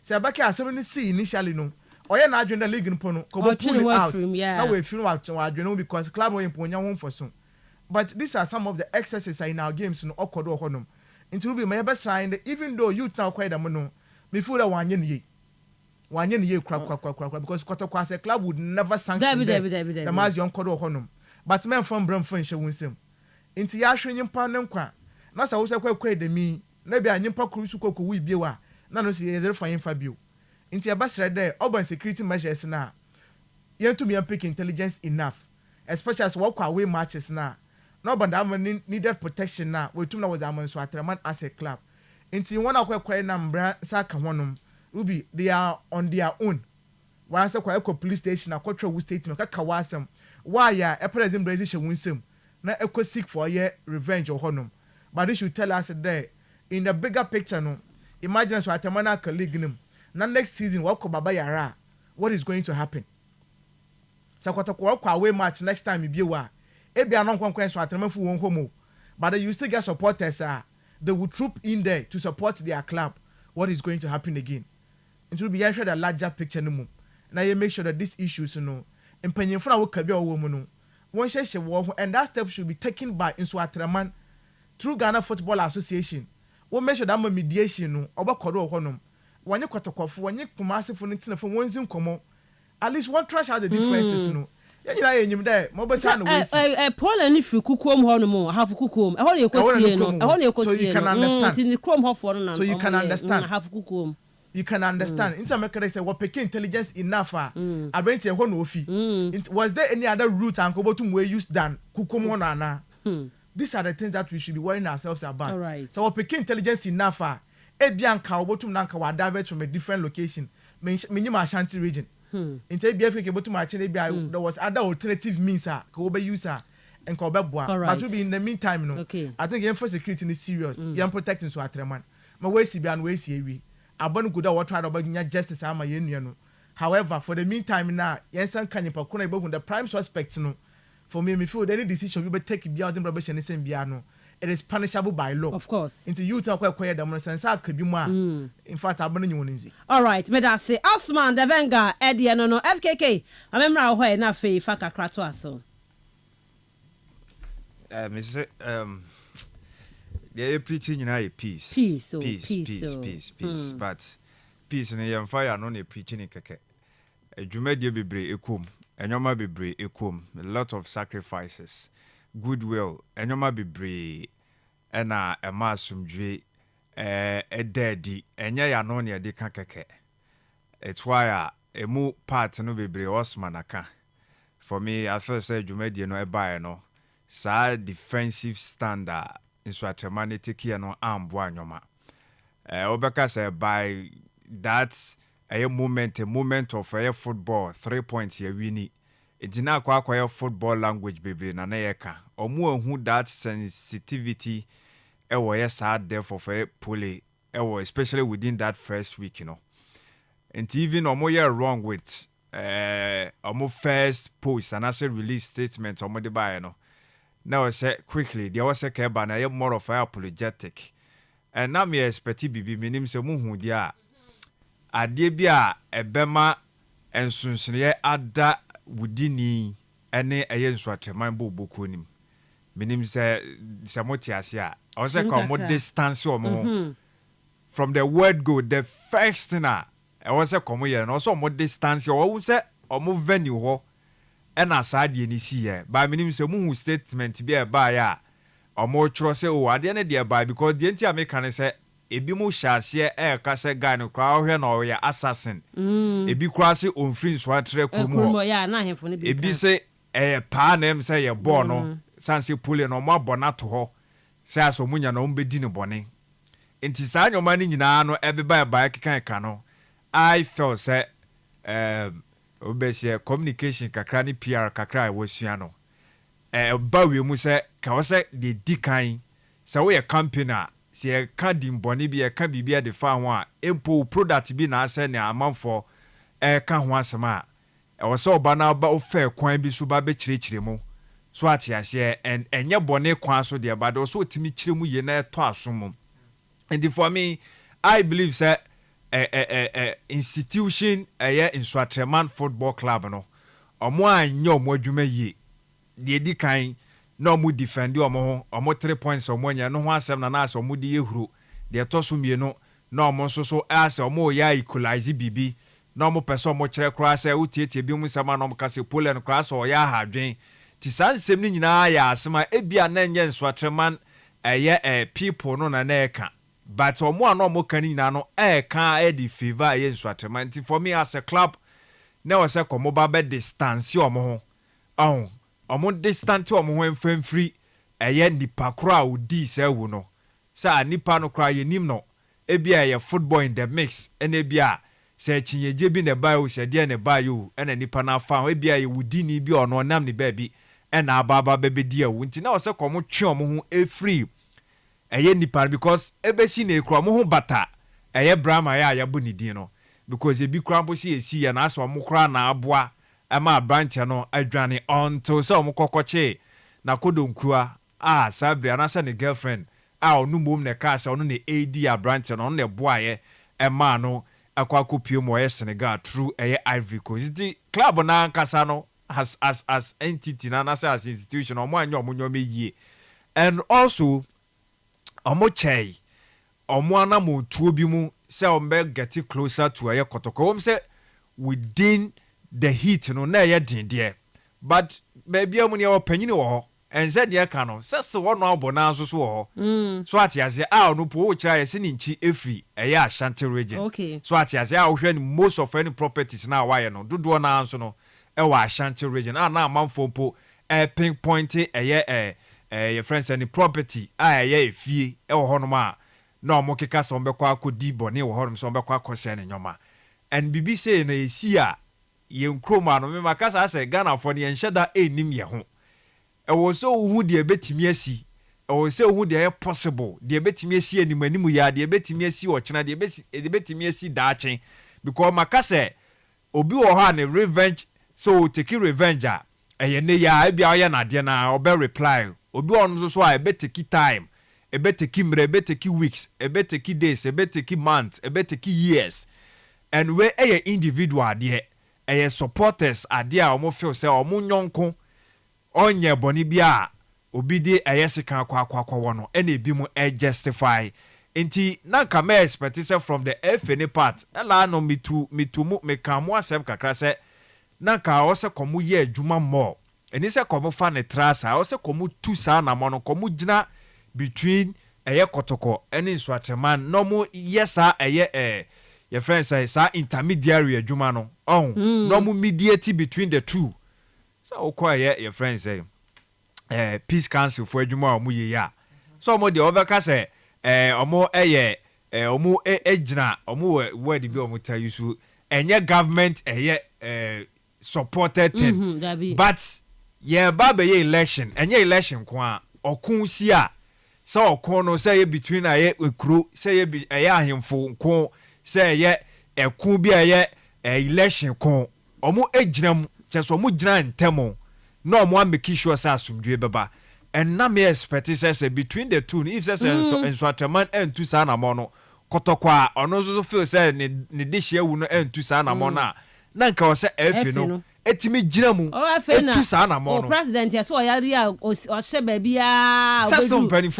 obedu late and who said the na embo na sansem na techi ahemo sibosro mo on sansem na no mo etutugum no ni nyina ya ade na embo na ehye bufuo enti ubetimi asete somewhere akase den nipa na ehye na we onko but nipa ho asem na eka no obi abufuo etese kura eho tutututututu ntimi nsom enti for me I believe say efe na amboa ewo kwan baabi so Nsuateman club no so amboa ewo kwan baabi so meka baba be see a point am ye hu se kotokon so e was so mo calm tempers down but omo dia na enya by force ntimi force omo e was say kasade bi free baabi ba e was say kasa bi free baabi ba baba ekowurom ansa na etimi aboa eno hwe o se ta wan ne kasa se kire Alex Menu ono so tan kasa na for me ono onye good communicator onye obi onim kasa sa asem e bia ujaima de ne oye lawyer ya square on kasa asem no e bia chama K5 so asanta on so be kasa ne kasa ya ono so kra me nye so be kasa asem no na uhwe ne nsem na se papa no enye honorable un say honorable de say title but the person kan nyina ye incident na esi na amafo e ka se papa no incite supporters no so clearly usha the word honorable no na say we read about na say uroma e fan ba bi no be ka say indeed e bia because na nko say oye honorable adwuma because ka adwuma de no bebre e be sini so na o kasa so omutie asem ne si ekra no o to anamon bia ntentempa because the respect or commanding any obu o mo de man no dwumadi a odi won so atre honom no ene ne obese ni peso aso embra na ote so na owo saa eye dodo na no ewo na afa I felt sense nka oba eba betu sabio efunu bi wo honom a man so twen da ho so atiase but mi hu say no mo ye hu ye mo enje bi abusuan mu na mu ebe cheche ene kokos na be wo within obi abete no ho ene okoye na ase ene obo nsiesie we na se sabio efunu ye da ho de manso wa ho pa uduru wa abahu because obo nse abusuan mu acheche obi atete no ho a obi aye na ade uhu but we there kotokofo no e feel say Nsuateman no anye enough omo no omo endi nie ewo ne de anya ba wie but e baaye no ensema na e for o medical kan wie me pese me ko bi Nsuateman for na I believe say omo anye enough but nanka ye kwa akosia anaso omo kwa ekosie eye pole nanka e bia wakwa akodadin no I believe say nanka oseka akoma so eto kakra so nko anka at least omo won kame eye Nsuateman for no contingent e bae no nanka at least ensuo bi omo mfa ma omo nom enkomo bi omo ne omo ndi bibi o ho already ade no akwa pie mu e wasanye bia a omu edi embra no eteki ne course eno na meka bezu se na nka o se ka chairman ye okasaye na nka o se nka onya abotre o se ne pa no bo na kuma en o scan so kwa na bufu ye o kan baby scan free banana na bufu ye o kan na asema ka o ma na kuma en kofom na nka ohu se baby a ye duru de pole no monya kata na chi so mo sie na chi de mo ba ye mo ya wie mo de se kan kwa akoto ne na no so se onye dai onfandi juma nti ka mo enjai emma said ye a Christopher na say gidi for ye kan say reto e wo nyankopon enche no ko mo nja mu sa na nka de ebesi no enoa ensi ho for me from the word go free ene ekoi and I say free enra ba de kosi ye e wo kukuom no kire se o se kotokofo mpanifo no de obenya kwan bi a o kasa bia no o so o sha se e kan asomdwe ensem oh yes de omoye no ebe trigger ebe senyoma kra and yakasa ye pese football na retire ni ayebody aba wan hwe a damages ebe se free mu aba no ebe ye voice and so e was ebi mu sha se lead as leaders as a down so no inso atreman for the FA kotokofo no meka yenchemu ye the supporters leaders no omo pa na sa challenge no issue omo na so region leader no kasa also omo ehwe omo kasa ye because katrema de modu and edi ewu pa eno anso so ena sa de asomdwe ne enkwa ebafie nti also omo ye enwoma ye ya anya enwoma ye ya ntoto enwoma ye ye nto anamo ye baden kachi the aftermath of April omo hie na omo man kodadin kotoko team na juma do mo na so mo ye so mo sha se o betu sa na mo no se o mu be ja kese yo no pa dia ma ya asene bia na se court no na afei o mo adi o mo asem se o mo anya hu ba bia branch na kwa kopie eno ho na mo no so mutu se be o mo sa betimi aka me ye sure se ye nya enchi wudini no de sansense me beba pa beba me sure se sanka ekoto dwa say wakopie mo Senegal no na akoba se penfo po atu anamon me sure say we nso be on behind the scenes me sure say be pie bebe because of maybe for security reasons so atiase ntino enya de bedadwa basanka ya chiboy yi anase be me anase ni paipa me sure sanka akoma no be to fom pa but until then ye security your friends say personal no mo adwuma ye efi wadwuma ye kotoko wadwuma ye nso atema nso so wadwuma ye me da say FKK Diana no say good morning Miss Shobi. I think there should be two friendly matches between Kotoko and Inswatreman to smoke a peace pipe. Skills na all the way. But maybe a phone lines na fetie for Mrasubi. Na beche wa drain 0244 408 046 0244 408 046 and 0244 408 354 0244 408 354. Frena for adventure ebra eye dwumade so e won koma ye di what the first segment no emu from pole yasin san body akotokofo anye de kwa no enso ataman game mo kwa akobo a pole chrome kukuom omudu emabunu no ese wo mo makwan de bia da a chese ho sa kwa yompo chrome anu se no e na ye di ho komo a obefre na afi wo so do adventure abaso bi me fa me first caller. Hello, good morning. Good morning, Miss Ruby. Olunie Olu yo ni ampese ni chense scanner one bon akwano ni ma ni ntia me menya nse oni na Italy ni France o baby o nye siga ho kra no na ye chense kama incident ni sie no akwano o baby o ma na fear no tai ntimisi akwa de so mo chi na nsema kesi be pii no nti o mo chi na onwa na ni besem akesi be pii no na fo ni na abeti and on the toss you be there and to quite to see. Then the car way back with the more coy, I can't say in Lante France and you could be on fight. All who have supported the Lante France now supporters in Suzy Kufi the Duetti. We say we saw me now yes and they kick you on 10 ideas will be by. So it you see. Now, so Nipani walk Nipa almost share the friend. When I'm catching almost share the friend if you see by over the end, sorry.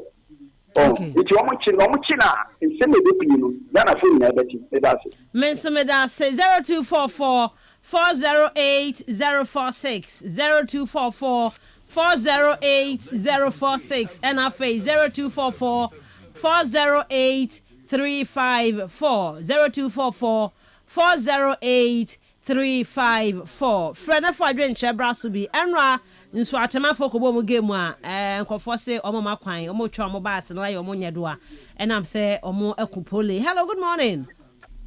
Morning. Simple Boganie. Simple Boganie. Simple Boganie.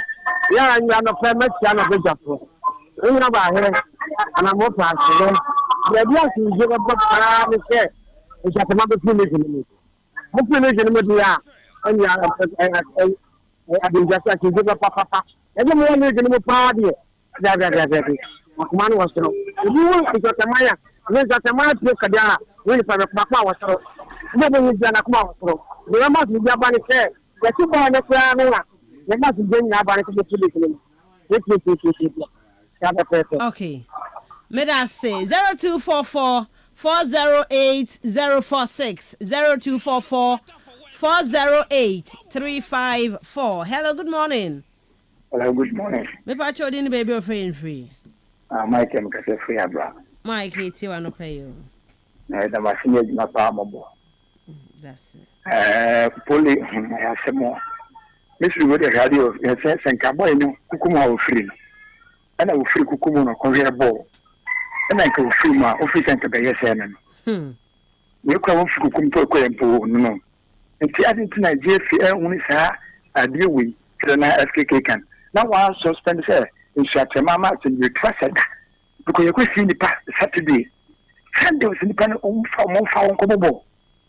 And it's a good piece of movement for the match. And my wicked grab the 2 more and pick a best at the end.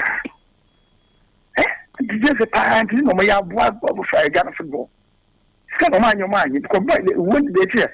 You don't know what or the red FKK can from the independent platform about Miss Abbey. On our one, what I said. Now, I'm about work. It's such a mighty Nankasa.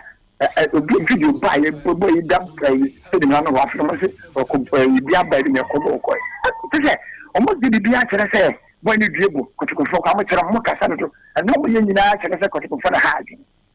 Like I don't know if it's in media, more minimum crowd in the business form, and you know the mouth. Now, when I boom, I wouldn't be able to accord apartment to anyone of you. Like I said, I got the phone to my father, what you're about the job. Like a cobalt and check of the furniture, and I'm going to cast a cocoa before, and we'll cast a day and then come to the planning, yet much in the public food, and I did. B.I.B. I feel done, you know, this kind of May I say, all right. I didn't say, Mama Fred, the other line, or moon to me and go through. Mufan Chemi, but over to my friend now, Wabasubi 0244 408 046 and 0244 408 354 0244 408 046 and 0244 408 354. Over to Mensah Fred 0332 097 277 0332 097 278. Over to me Afre and also Sonafe. Yet to me and also Wakasa. Hello, good morning. Hello, good morning. Stop press line. Nyam ya do be hu ye pa. Ya da sense na no pe. Na me ba che o. Iso acha mai na mo kwa hin. A mo ko fa poli ku mu. O mo ba bibia ni hono mbebo game no. Amai Ghana. Keso mai Ghana de bia de be ya ni.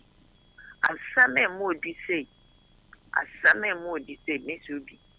Na wa wo hwe poli na yie na se a. Se ka bibi tel. Kotokofo din no maye no. Kanka supporters din no maye no. Eti se bi wa kwache ndabudabo ne ba. Na wan kan we no kan se ya do mo ni omuku gidi a. Anka omogufo yan no madani din. Do mo kun so atwamai ni party se poli a omogbo njoda. Obaka sana kan sa anya kotokoko kumasi krumu e beye poli krumu ha. Yes, ni pa ya yes say 4 days pe Matamo basi. Just a police escort to Germany. That means you be the dano. Now, in Swatro, could be escort to Germany. There be. You know, just I was at the beer. Say your police escort and I come on, can you pan obey? Baby, to the poor beer. It's a mom when you say, baby, I'm a coffin. I come on, question police 4 days. It's what I say. One charm won't feel again. And yes, sir, we should be wooing Swatra and Sanakota or Mwajo. Meda say, Star Pressler. Hello, good morning. Good morning, Papa, Miss Roby. Anna Koto Krabeni.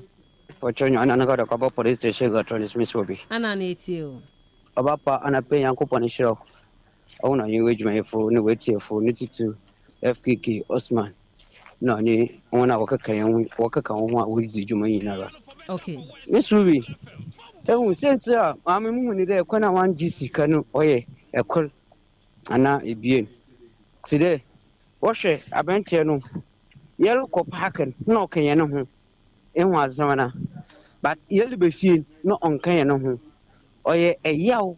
If you so original honor as I would be now for Kuno or Unu. Miss Ruby, oye, a yow will be a break it one. Instead of me, a yow no, I'm away to no one find this or pussy cannot in there because we're doing you be one. And I said, so there, Mamma won't farm brown and someone so. That woman so much to me, I am be a shan him. Okay. And also, I had my own fast J and farm brown. And to them, police first, no way you should show, no actually, no point not telling them, no. Woman, or you should show, no, on say a summon.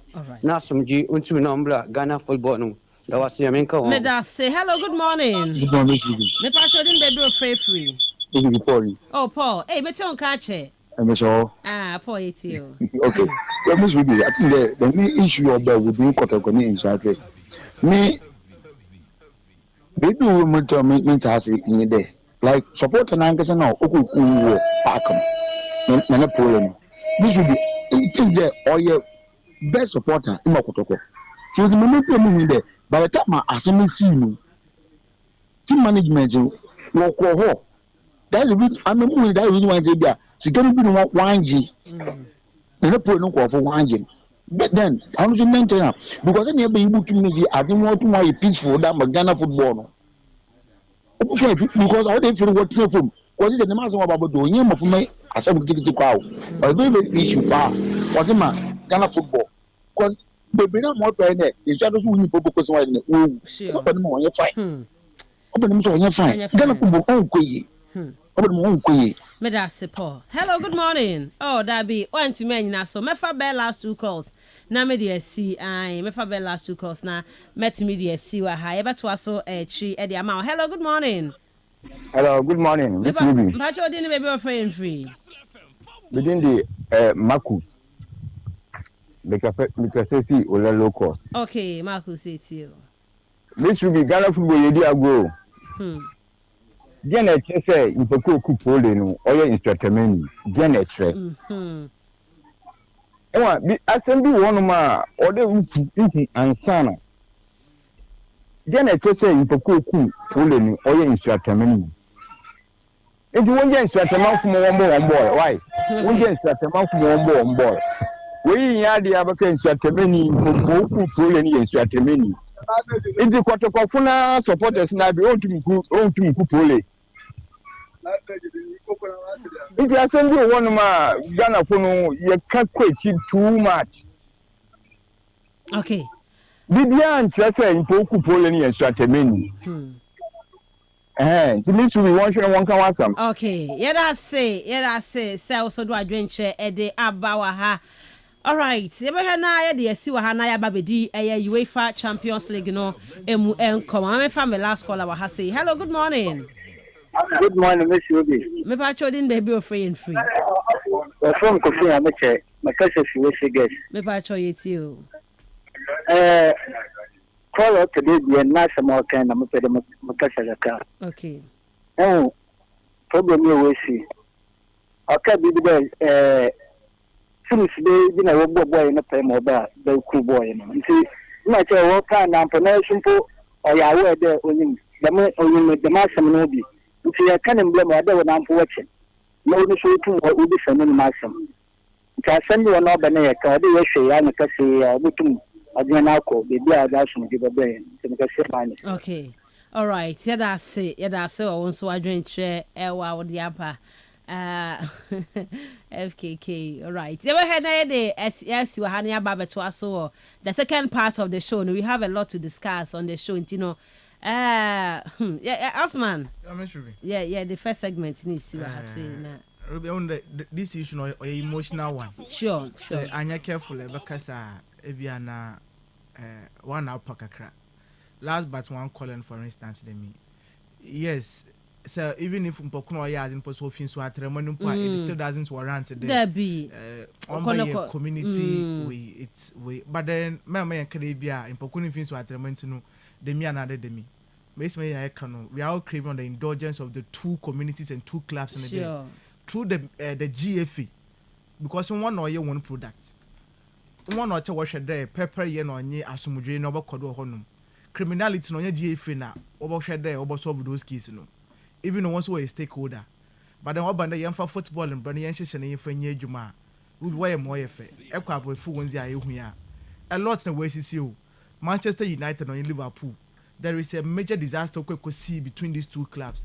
but the member no so also the two clubs ni nyina no they celebrate it equally oyefe and this is what we are saying to me ma engineer emotions do na ye make a comment bi so be san so wa hyebufu dem mo on the ma orembo nti dem be nya ya ka wa de ruby ya ma security no wonye tight nso atreman we feel there as a club boni biara nkonkosi wo hono any boni bi okwekosi na efi na atwe na aso a punishment obey na efi na tuma afo do nyina the criminality aspect no or wa ban nsem onye GF no deal with murder cases bukom ade or the state versus nyimpo no kwekozi bono until then nyimpo bo simosi ABC the nizin there only no shame chima mkwekozi na mbono for the meantime it will be adwebra on to mombra in efeke keden ko be yanka two clubs no say so atamafo ntum anya bianka kotokoso mpo so from one day ye nu anam ketenkete de mi na we kwekozi ball na yerbo uza ka nu anam ketenkete na anu adi ball ko ka say there's no two ways about it ways it na so atada na obey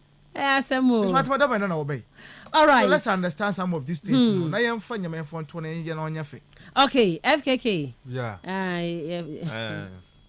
ya kwa ni wa ho yeah baby do dey say asumdwe na yeah ebebro obi aka so be we obi aka so be revenge obi aka so be yeah be hard nti okay it's why na comment TV said about last but when right was say it me avoid it ana emboa trigger nyoma bebre so for me moving forward you know I feel say both parties in should come together see a person continue a game no pa na say they are more chess or more investing into a more clubs you know some person you ko anymore untimi investing into a football club now so utifie ball na o say obo so at as and some person you ko anim sad I o say obia ye interested e wo ye sa situation and it's only I think say Ghana na em say ye mfan say bi say enye serious elsewhere yeah pekwan na tena YouTube na hwehwe those issues are involving nipa enkwa especially so obi e weapon bi akodia wo o de tena se na hwe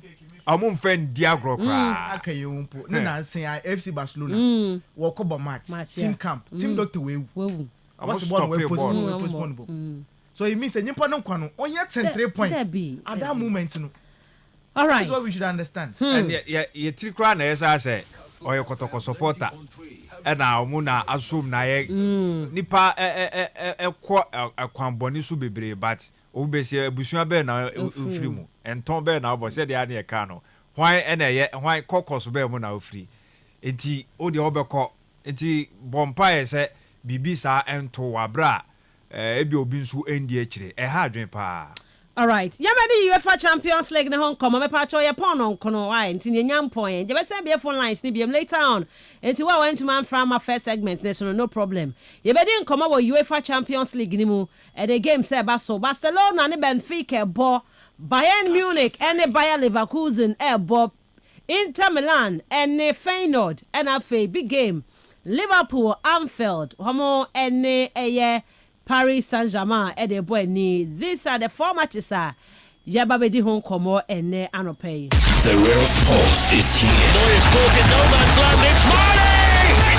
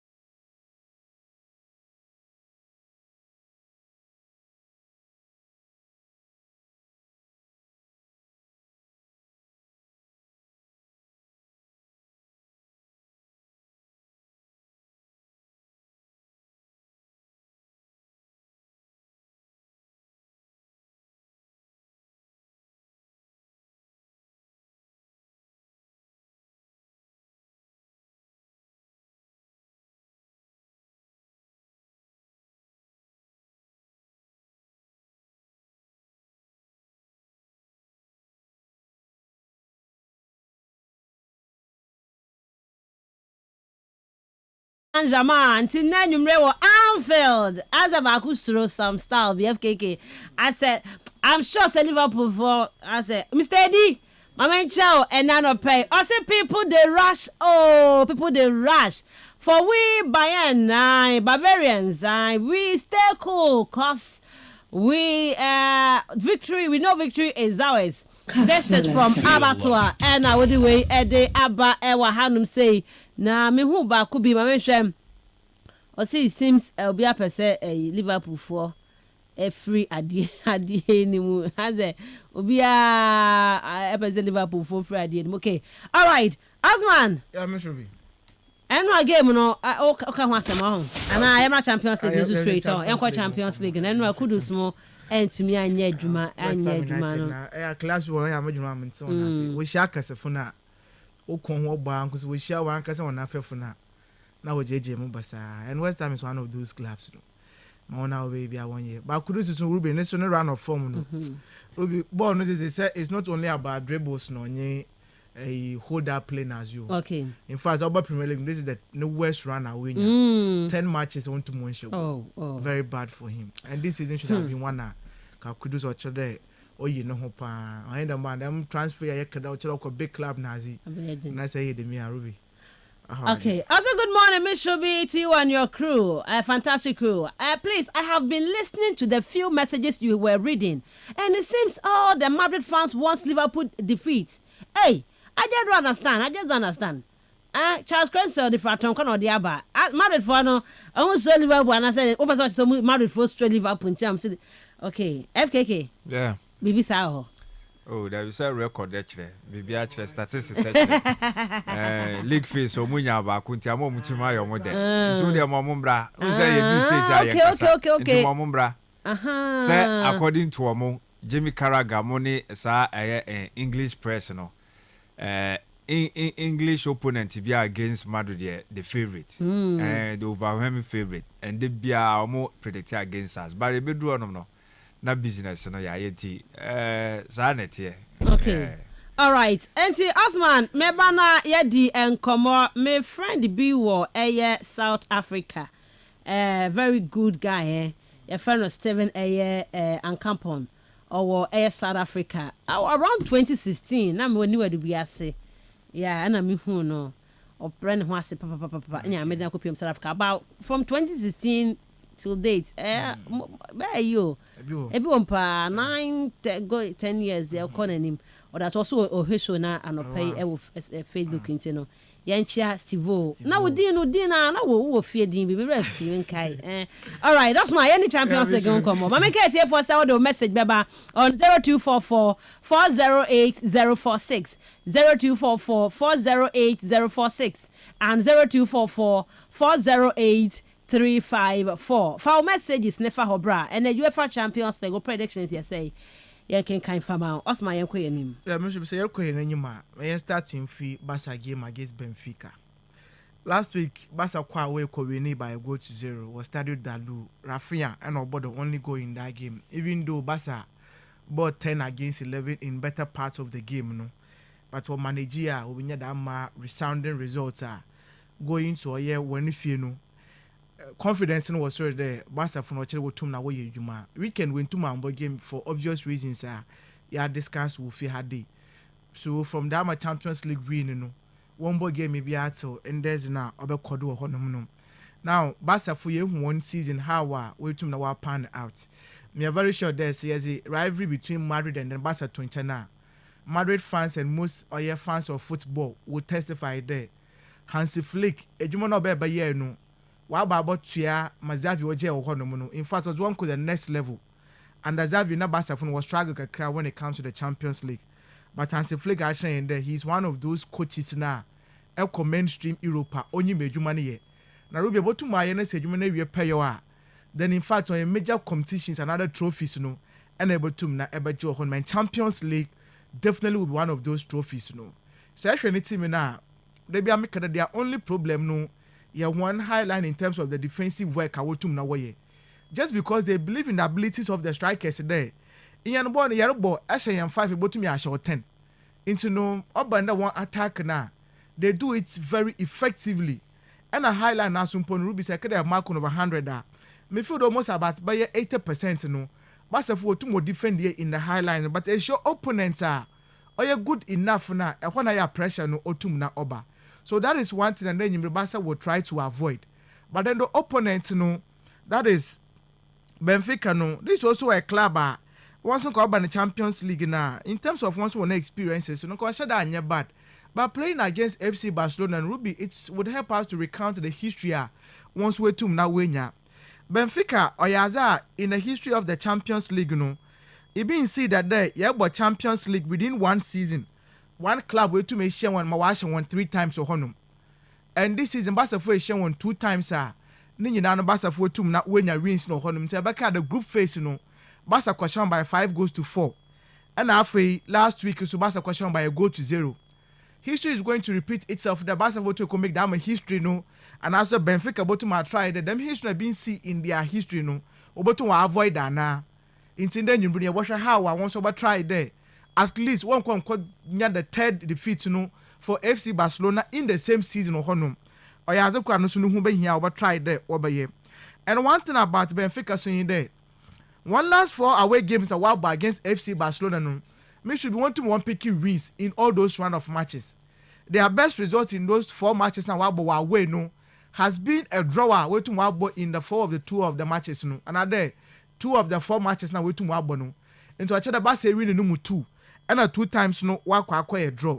And that is another important thing now. Benfica for when you me there. One history against or FC Barcelona, no. Amanyamano no mutum yezinizema one anchor no. They will try there or chada once one tum not once is a BB. And another important thing going into this fixture for the Portuguese club, that is Benfica for there. Ruby, the last time a club from Portugal was to walk away in any European competition, now what question FC Barcelona no, was way back September 1972. And a FC Porto away share Barca by 1-0 in that fixture. No. And since that time, any Portuguese club will be share Barca in any European competition when they come to knockout stages now. 1-1 share FC Barcelona. In this actually some of these match facts now, then you realize there, Barcelona going into this particular fixture, no, the upper hand in terms of the history, in terms of the recent performances in Yinano, everything goes in their favor. And Ruby, them Rayaka no, Peninibe would team them. Until the club will try their best there. Young Bonnie find share, young team doctor away with any. It's about to know why now. Barca definitely should avoid a defeat in this game. In fact, even if when you're drawn any sort of draw 0-0, 1-1, 2-2, 3-3, Barca will qualify to the next stage of the competition. And some year Hansi Flicker, maybe you and then you bring game win. Just avoid any kind of defeat going into the game. And the away goal rule, no, it doesn't exist again in the Champions League. In some year Barca, defensively you should be tight enough. Even though they may miss some of the key service of some of the players in the Bino, but actually most of them they are very much available. Chesney who had last week will be about honum. Sabasa Butuma qualifier.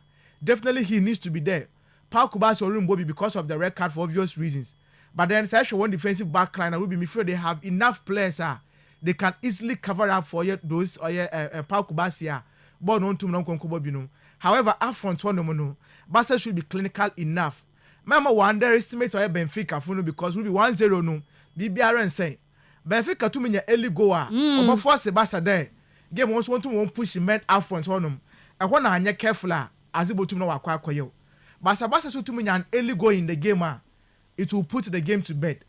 It will be I'm expecting that Barca obviously would qualify. Barca will qualify to the next stage of the competition. I'll predict a win for Barca once again. Okay. In this particular fixture. A win for Barca. Okay. Yes. Barca to qualify in this fixture. Maya Kobe Arena Honum. Liverpool celebrate against Bayern Munich. Now first league no, it was 3-0. It was an emphatic result. Bayern Munich kotum na wonye or honum. And then Sebastian recently when you go to the German Bundesliga, say a per club of crowd wetum na ozi da proper rivalry no. Ozi beyond Dortmund and then Bayern Munich. Then Leverkusen fun wetum na why jumano. With the club last season winning the trophy, after one performance in Champions League this season, especially with Fieno, on my game we're not interesting. Xabi Alonso is one of those coaches. Big clubs in Brennan way to know where earmark in the day. obotum na wafan in the future don kon especially Real Madrid that rumors no wa do so honum initially e be till Liverpool when they were looking for a coach no and Ruby sa hwedwuma no so wetum wa ye na bibia kyerede na so no mbozembo no oyaza otum na okonkan. Last week 3-0 win na Bayern Munich wonye no. It was a good result for Bayern because na ebahwe since Xabi Alonso be fa adwuma na Bayern fun wontum na won share Leverkusen fun no. Into wonye da ma 3-0 no. Omo anyije ne ba Bayern fun supporters wo mu pande na club in recent times yentum ye hye won. Na ye to Champions League yetum ye hye won 3 a. Bibia kyere won mbozembo no oyazo botum na obokuso enwo wo honom. Into no in the nyumbri say ya hwedwuma Bayern fun no expectation de won do na. Enkofo ba hwede for the first time since 2020-21 no. Oche wotum no wenya back to back oye win over oye Leverkusen. The last time wotum wo ye bi no oye Hansi Flick. And wotum obey the mazen na 2020-21 no. Wotum na wo share Leverkusen fun no in double matches or honom ma mbozembo kwa nkanwazima oye Bayern Munich honom. However, Ruby this season in the Champions League. Say oye Xabi Alonso ni game awabo against oye Bayern Munich honom na wo fie oye aza wetum na we win oye those matches no mu 2 and one akwa a draw into a chede say Bayern Leverkusen wotina fie wo she Bayern Munich one mbozembo na aza otum na owo so as it stands now no oye away fiction okwe Lucy but coming home in Leverkusen record bia they would want to protect that record against oye Bayern Munich, especially coach Ojan that guy that is oye Xabi Alonso no. Since his arrival no 3 matches awabo fin we win no 2 and a 1 akwa a draw. Intenda munyu ka say no simple ya aziba no so very interesting but apart to that no na Bayern Leverkusen for 8 times away share Bayern Munich in those one of matches no. Now ya aza Bayern for no way to watch Leverkusen for no 5 times and 3 times no. 2 akwa a draw and a 1 akwa a defeat am oye Bayern Munich so it means there Xabi Alonso ejuma wetum wa ye no oyazo otum na okonkan ntin nyimbre no Bayern funu nyim there papa we yentum ye hye no woni fie ntin if they have anything to do at least they should also try their best there. They are going to also avoid a defeat to honom now then nyimbre Bayern funu will try to make a record or honom and they will try to match against oye Real Madrid. In the Champions League, no, Madrid is the only team as you could knockout phases now. 39 times. We tum na wa qualify according to win one first league na second league no or a mere formality for them. Now we tum wa qualify honum. Send then Imbrisa Bayern we tum win the game na. Once we tum na wa qualify 35 times of honuma. Once we tum na wa qualify to the quarterfinals of the Champions League. It is also another good thing na. Bayern for no over try them once we tum na enyumbri we no. Wabaye. But then the question in ABC one day, can Bayern Leverkusen do a comeback in this game or now? Ruby, yes, in the Champions League, no, young remontada will to na way CCC. In recent times, no, 2018-2019, na young wakwana Liverpool to more further remontada to more quad warrior Anfield honum. And in the Bayern phone over tried and once for the 5th time, no, once over to na why we were bread team walk away. We could lose by 3+ goals to honum.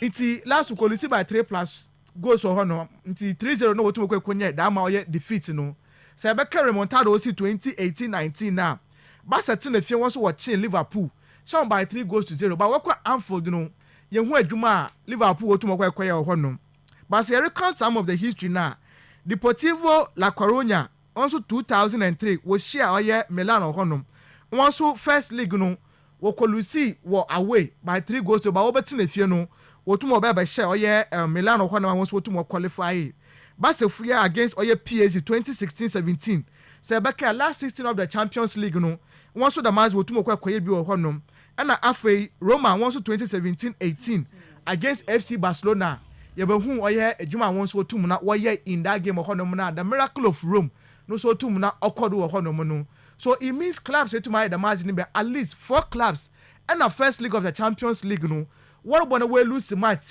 by 3 goals to 0 plus or honum na after second league no we tum na wa ba 10 or yeah that ma deficit no so that is one thing by Leverkusen so be that inspiration e bi mo tum ai bi da and someone so tum bo ho mboze na they can do it but me should be ahade no and am me yem hyehyem kakra this season in the Champions League by na tum akwa away in some 2 matches we colusi by 3 goals margin or honum. Enti se bakaya a game our boy this season in October against FC Barcelona will lose by 4-1. Them game no called what Barcelona won't fee. Bayern lose by 4-1. Fast forward we against Feyenoord in January on Serie Bayern for no kwa away lose by 3-0 or honum. Into this year Champions League na yerbono. Bayern in some of their away games bono. In 2 of those matches no or a 3 goals margin or more and okay lose or honum. Into Leverkusen someone so to moye won adwuma ye then indeed no once over try one best today. At least once we use that particular feat now. One also botum na wakwa adwuma no. But Ruby, the question in there, can Bayern Leverkusen overturn this fixture? Now I qualify now. And for me, Ruby, the answer is no. I doubt that Bayern Leverkusen for no, but no wakwa adwuma no. Worst case scenario will be there. They will do their best and after we win the game no, it be a 2-1. It be a 3-2. It is possible for Bayern Leverkusen for no. Especially knowing for a fact there, Manuel Neuer being the first team goalkeeper of Bayern Munich no. Celebration last week in the Champions League no. And I could pray. Into this feature way no, he might miss this particular game. Bayern for one goalkeeping problem no has been there, very clear. We all know. So on Manuel Neuer, Obiara Bajinambia, so Ulrich or whoever, what about one performance no? On that Kren. That is also another thing. Bayern Leverkusen will try to take advantage of. However, the artful players, will be say compare player to player, from the defenders to attackers of both teams in Yanana. Before that, Bayern Funukuta the upper hand, Even though Leverkusen were good players enough, once over to Nawabaha into one of those players are easily Motuma Bonizino, Florian Wirtz. He's one player to almost shall have the others around that. What will create a lot of front honum. Actually, Victor Boniface recently no and shut down start the game Sinibi. But there's also a fit enough as a coaching but I'm confidence now. About more numbers, Patrick Schick Mo, they are there.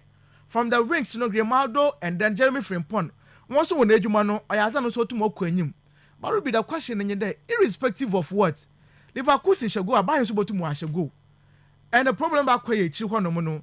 I want me feel the Bayern defenders you're more stabilized than that of Leverkusen, because Leverkusen under pressure and Ruby about to na a pin one. Na a hawan. So I feel that Bayern definitely they've qualified to the next stage, but they should be able to manage this particular game, especially in the first half, Leverkusen will come out all gun blazing. Or try one best, they want to monya an early go to on seat or Bayern for no one for pressure, want to now 1-2-1 but company, yes, or a Champions League. Me debut season in the Champions League go to Morbono.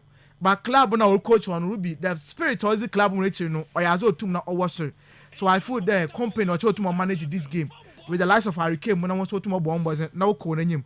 Into ABR, Ruby Bayern will definitely qualify and then Mayano or double chance in that game, the Leverkusen. They may get to that win in that game. But then ABR Oba is not to qualify. I doubt about to have a fish no. It will be my double chance in this game. No, Leverkusen to win the game. But Oba 2-1, 3-2. Be a draw. But Bayern definitely will qualify to the next stage of the competition. Okay. Ruby, my last pick, definitely an Anfield game because Inter Milan game I forgot conclusion for them 2-0 win. I doubt the friend of football team now. 2-0.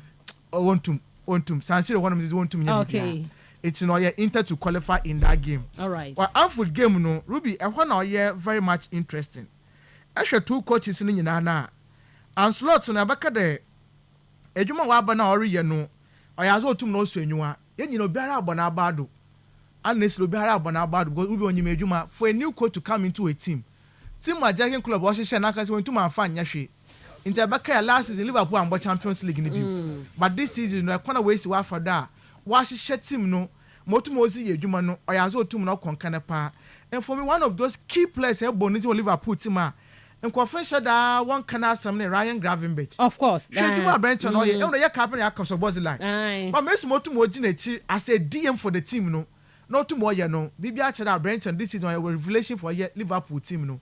And that is one or your magical feeling now. And slot way to Moya Yaman Wakon Kanazamani team no. But I should PSG side and so. This is a team Abakara was start a new project under Louis Enrique. And the project now starting this time around he went in for a young talent Players Abakada yes expectations was sir. but until at the time man na Messi mo honum at the time man name man mo honum Sergio Ramos ho honum na bibi a cha da won the Champions League no but this time round this is a team it looks like there was someone so one person up konkana when as to Champions League no they can also equally be there. Last week who game of Cold War here Park the Princess honum it was a game totally dominated by PSG in all angles both possession BBR but the only thing in there Liverpool did what it mattered the most in the game. When you one goal lead and I was 2 minutes was it by. May take presses from the two coaches in Yanano. And Slot really knows there we're winning by a goal to 0. But this is a team on 2 minutes and cut there or you could renew our way to know. Yeah, but now for the one of no a miracle is going to happen there easily no for one conclusion the game will qualify no. The master Louis Enrique to say last week after the game no he was very calm there. Or you storm in a cup. Yes, one your boy you to me I shall go.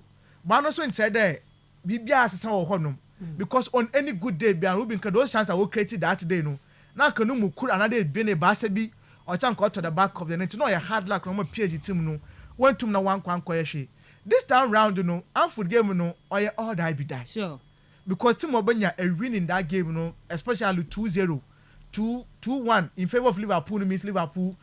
No, it will still be a draw game. What's the team Obenya win? Yes, it's all. I draw across Liverpool. Yes, I draw. But Liverpool say on your 2-1 winner. Okay. Liverpool will qualify. So PSG your 2-1 winner. About a draw bill. Of course. Aggregate so it means extra time boom.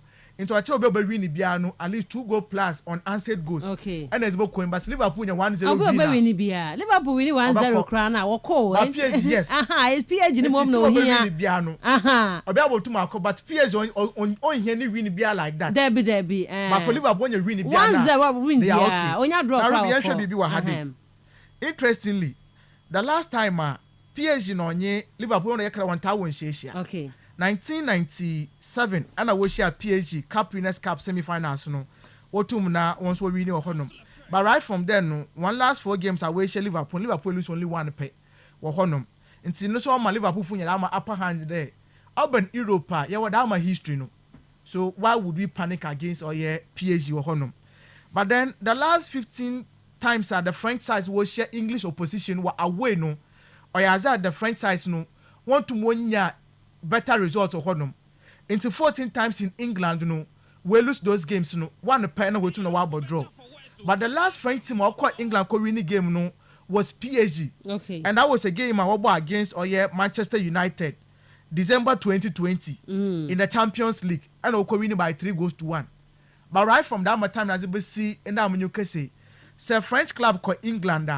one best result has been a draw so it means the French teams in England Ruby, it doesn't go in favor of the French teams, Until so what try there. Once over to know what Senyama. Liverpool, from when it comes to the knockout stage of the Champions League now, Ruby, they are one of those teams now. You put them in the bracket of Real Madrid and then Bayern Munich. Okay. International once we last 14 times, once we two now we cover the knockout stages now. Or Liverpool, most of the times we win the first league now. Ruby, most part in they qualify. Okay. The last time we could win one first league. When team now when win one qualify, was way back 2001-2002 season. While brought in that game, we call away. What we see was a command club away from Bayern Leverkusen by 4-2. While brought we winning 1-0 were Anfield. Okay. So that was the last time at Liverpool. What to about Champions League we fear we win the first game and we win the first league. Now if we back walk away, we lose the game of honum. So it means that I'm a history on times to see what honor. Okay. And that is one thing Liverpool first when you're about to know about John Honor. All right. But for PSG, Ruby, this particular stage, it has happened before to them. Yes. In 2019-2020, in aggregating against Borussia Dortmund, we qualify our first league, and we lose honor. Okay. Against FC Barcelona quarterfinals 2023. That is last year. Yeah, last first season. league we lose, but second league over 10 honor. Into all my ones people bring confidence there. At least say you have won 4 times, another 5 times, 2 times you to me a winner. They have the history once over to know why. All right. But will be against Liverpool it's something I feel the new mobile is in Kakra more yet PSG for Liverpool for the upper hand still now. Okay. Only if they can manage this game they'll come out blazing. Just as me care for the other games So PSG to me an early goer. Ruby game when mobile is in Ankasa. Yes. So early go 1-1. 1-1 or 1-1 or Honum. However, so PSG try to also throw men up front there kwa goal. Liverpool on a counter break no. Okay. Once bottom no wash go to some Lou Enrique. Maybe I'll try to pragmatism. Okay. Yen different in numbers. Liverpool for anyone counter breaks are also bottom match on passion. Go Liverpool consider. I'm not Robertson. So much is here. It's one come back between the two laterals no. Focus on the right side of Arnold no one. Because Arnold miss to be so defender. Pressure tired no do. So he miss the Bradley Bacola. So what to my engagement with that side one no now. Okay. Definitely they can also get a chance of I feel the Liverpool no.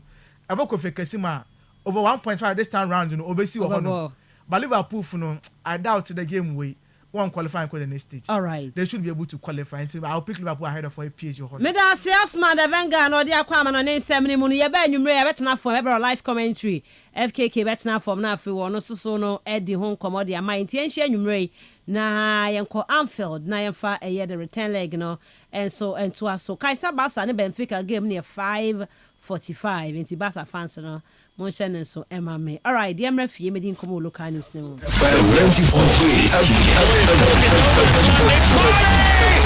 Kastle the Sports King. Kastle 90.3 FM to the Robert Mensah Sports. And I day someone is 26 minutes past 8. Quickly, yamfa few local news say abu no. Yamfa entwa wo so na fe yamra emedi enkomo no enso wa ha sei na yesha ase nrada na chesene ade opiem a Ghana Premier League no outstanding game ever so earlier on yedi kan eka ho asem oni kosisi ye no mu abata on the game itself no ade asamates womo na ekwa away ekokoshia boboku an din ede eye insu atremanfo amane hunu enam ensensema ekosi yenti hwan womo kra hwan womo ed womo afri eye insu atre kroni mu aba bepie mu enso ewo eye bibia ni dance park hono me no mu game no so no womo eba bebo ya antwaye amfa ma womo ema ne samatet for etumi eba ebedi enkunim over eye dem atumi sensu atemanfo araho sema kan womo amani bra womo ho a afin so me boy so a samates abetwa mo kaba ko mantumi anti Branch Al Hassan Muhammad ono ne shego no edema samates on the 51st minute insu atreman entumi anti sa kaninti no kopie mu table no so a samates womo etoso enkono omo 27 points and afi ade a insu atreman toso edunan 21 points Ghana Premier League ni mu yanto aso na yanko anim kakra de tie ni me no kasai Robert Mensah park siudu heya no ade a Ghana Football Association under 17 scouting koso na ade a players all over the region no mabepie mu wo siudu anopai mishia kaswafo FKK mabedru kaswafo aba womo Cape Coast ne potem ha nyina na 17 ya from abepie mu se omomra na omomra meye chese scouting ni bi ne hwese ne betumi anya bi ma select wo mu a wo mekwa akobo Ghana ana 17 team ntino scouting ne koso a we are all praying say be successful na the best in central region ebe peke wo mo na aboaye papa pentino plan for under 17 boys scouting southern sector no ene Robert Mensah Park 7am ya na shasi a central region ye de no ekoso kama eno so no aba but per de ekọ no adin say we no amu invite wo mo eno aba because omo nya ntumi man sa ma ne momu de but they are there our selection into no let's hope say benya the best out of the scouting in 24 ewe hono no yanko yanim Emmanuel Ajiman Badu former Blasters of Ghana player that just say no kwasem the best in 2015 AFCON final Ghana ni Cote d'Ivoire akobo ya Ghana Lucy AFCON was the best in still what dey bia na so da what dwon a won ti ase si akobo final Niako penalties Cote d'Ivoire for some de mienu odi kan na Ghana pa ye kokwa asasa ma ye be Lucy Cup ne de besine no wodwe hu bia na aje no say at ni sutie pa na ede bre no a wodwe hu a wontumi enti ase no say ne AFCON na Ghana ye ntumi an qualify bi no so no so bo ne de FA na for trado coach no omo ndi ni na fa mo omo take the responsibility so omo na anya omo ne ma ye ntumi amo ama Ghana ye ntumi an qualify amfa nko AFCON ni bi no so no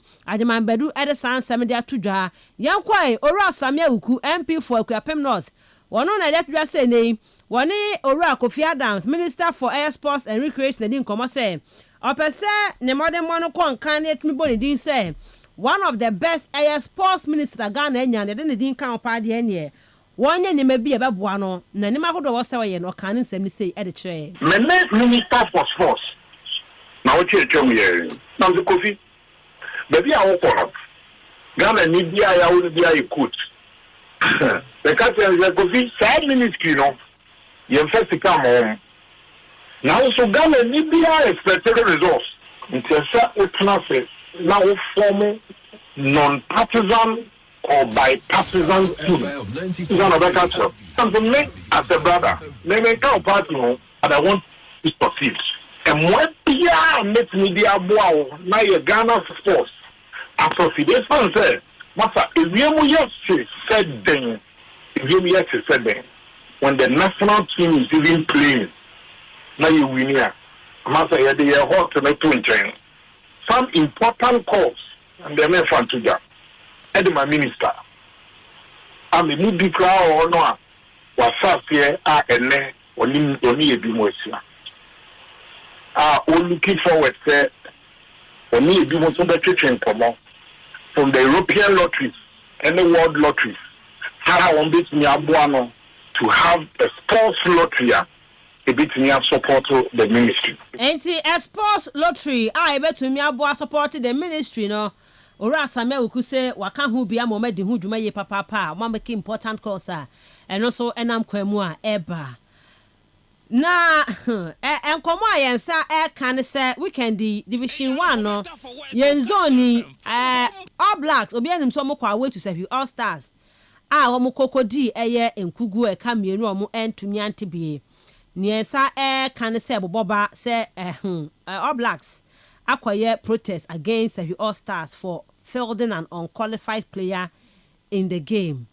And you know Asaki kan who be last season na Asaki Holy Stars omodi protest nei all blacks as boy omulu okay nyahwe dem am fancy wa nyahwe Osman omulu si Rose Park mulu si Edwards Lucy but still okay, you better be free more aba. These are the Philokan news, sir. Ya boabo no pay dey atu drama ye tie for FKK.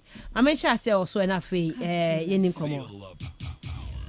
Yeah, I think that Oje Ura Samuel ku na advice or the ekwa na so to me so experience e wo signing some na wo kan no say ban sports ministry so e ho na am say omodi ye omodi play party politicking and I say party politics and you know that example no whereby a Ghana qualified to a major competition and I say tournament AFCON World Cup kwan faso na yetime fly supporters na de kono mainly by party politics and partisan send your kano so you wanna kwan and obviously untimi entwam ono ne party time omu ye bi so munya no 2 times till within 8 years no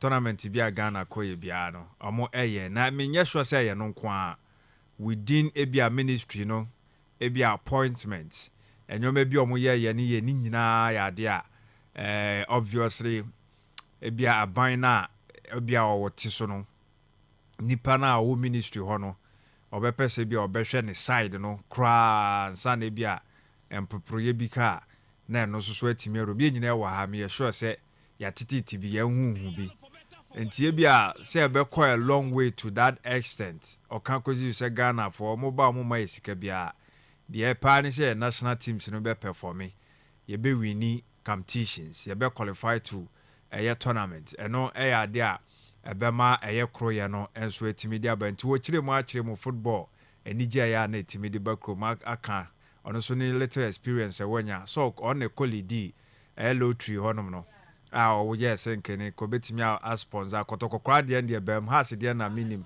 eno so bem yes ntini na no no an initiative ma sa sponsorship no sika kakra has ne kotokofo no nti wo bibi kakra na apart from that before so be hold this position no na obi a ban football no so na odi akire who follow the platforms how do na odi football na chipa anti at least so be obibi kakra ebia obetimi ediama ono ankasa ne on say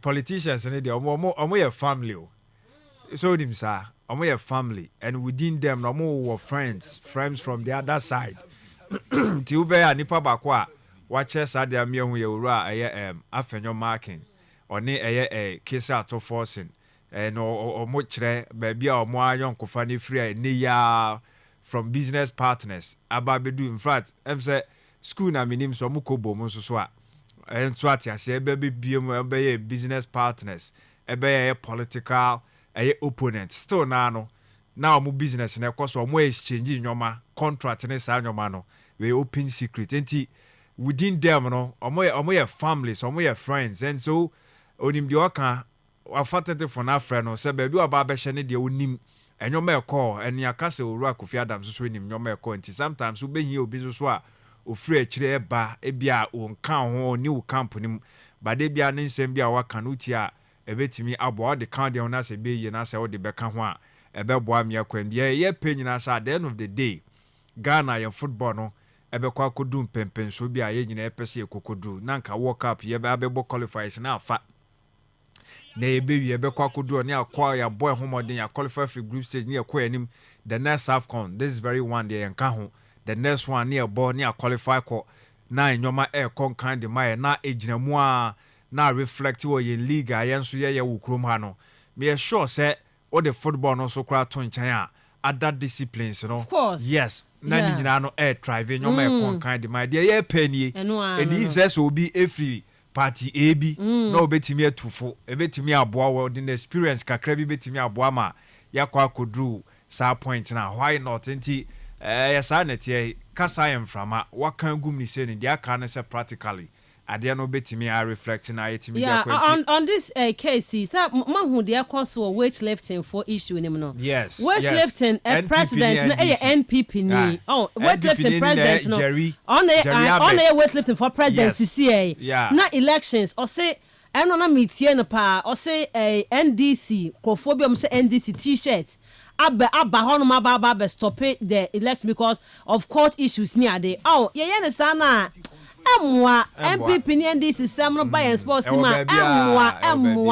emwa kra munya de omo ye wo hono munya say enka ni nyina me sure say sana partisan politics ni sa nyoma ni nyina e wo ho ba no mo wo na kwan omo ye as they say they are quite extreme dodo so at they say they too much yetimi ya ma akade aka obeka se ade a wo se ye within no on se nya ba bia na me no wo osma ye betimi akọ wo kan ho ye betimi akọ akoto aba enye general election by election ye between bia some few electorate bi a wo so mo koto no bo se na ade na backfire ma from supporters no ordinary supporters na etimi aba kokobo roma ye side na ade a na ye kan ho asem tu be he sai election omo ye nanse yen your friend is say council of state today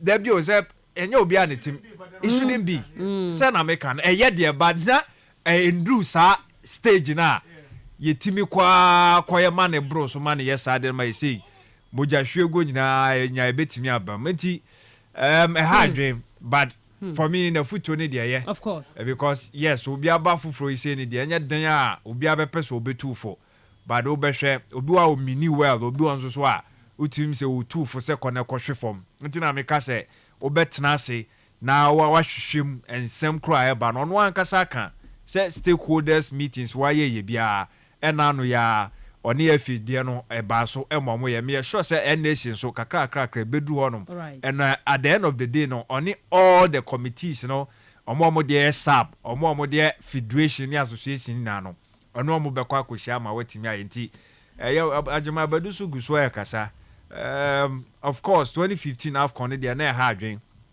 ba we say penalty nemesis no na ha yen so achi as ba na so so ya wini bida.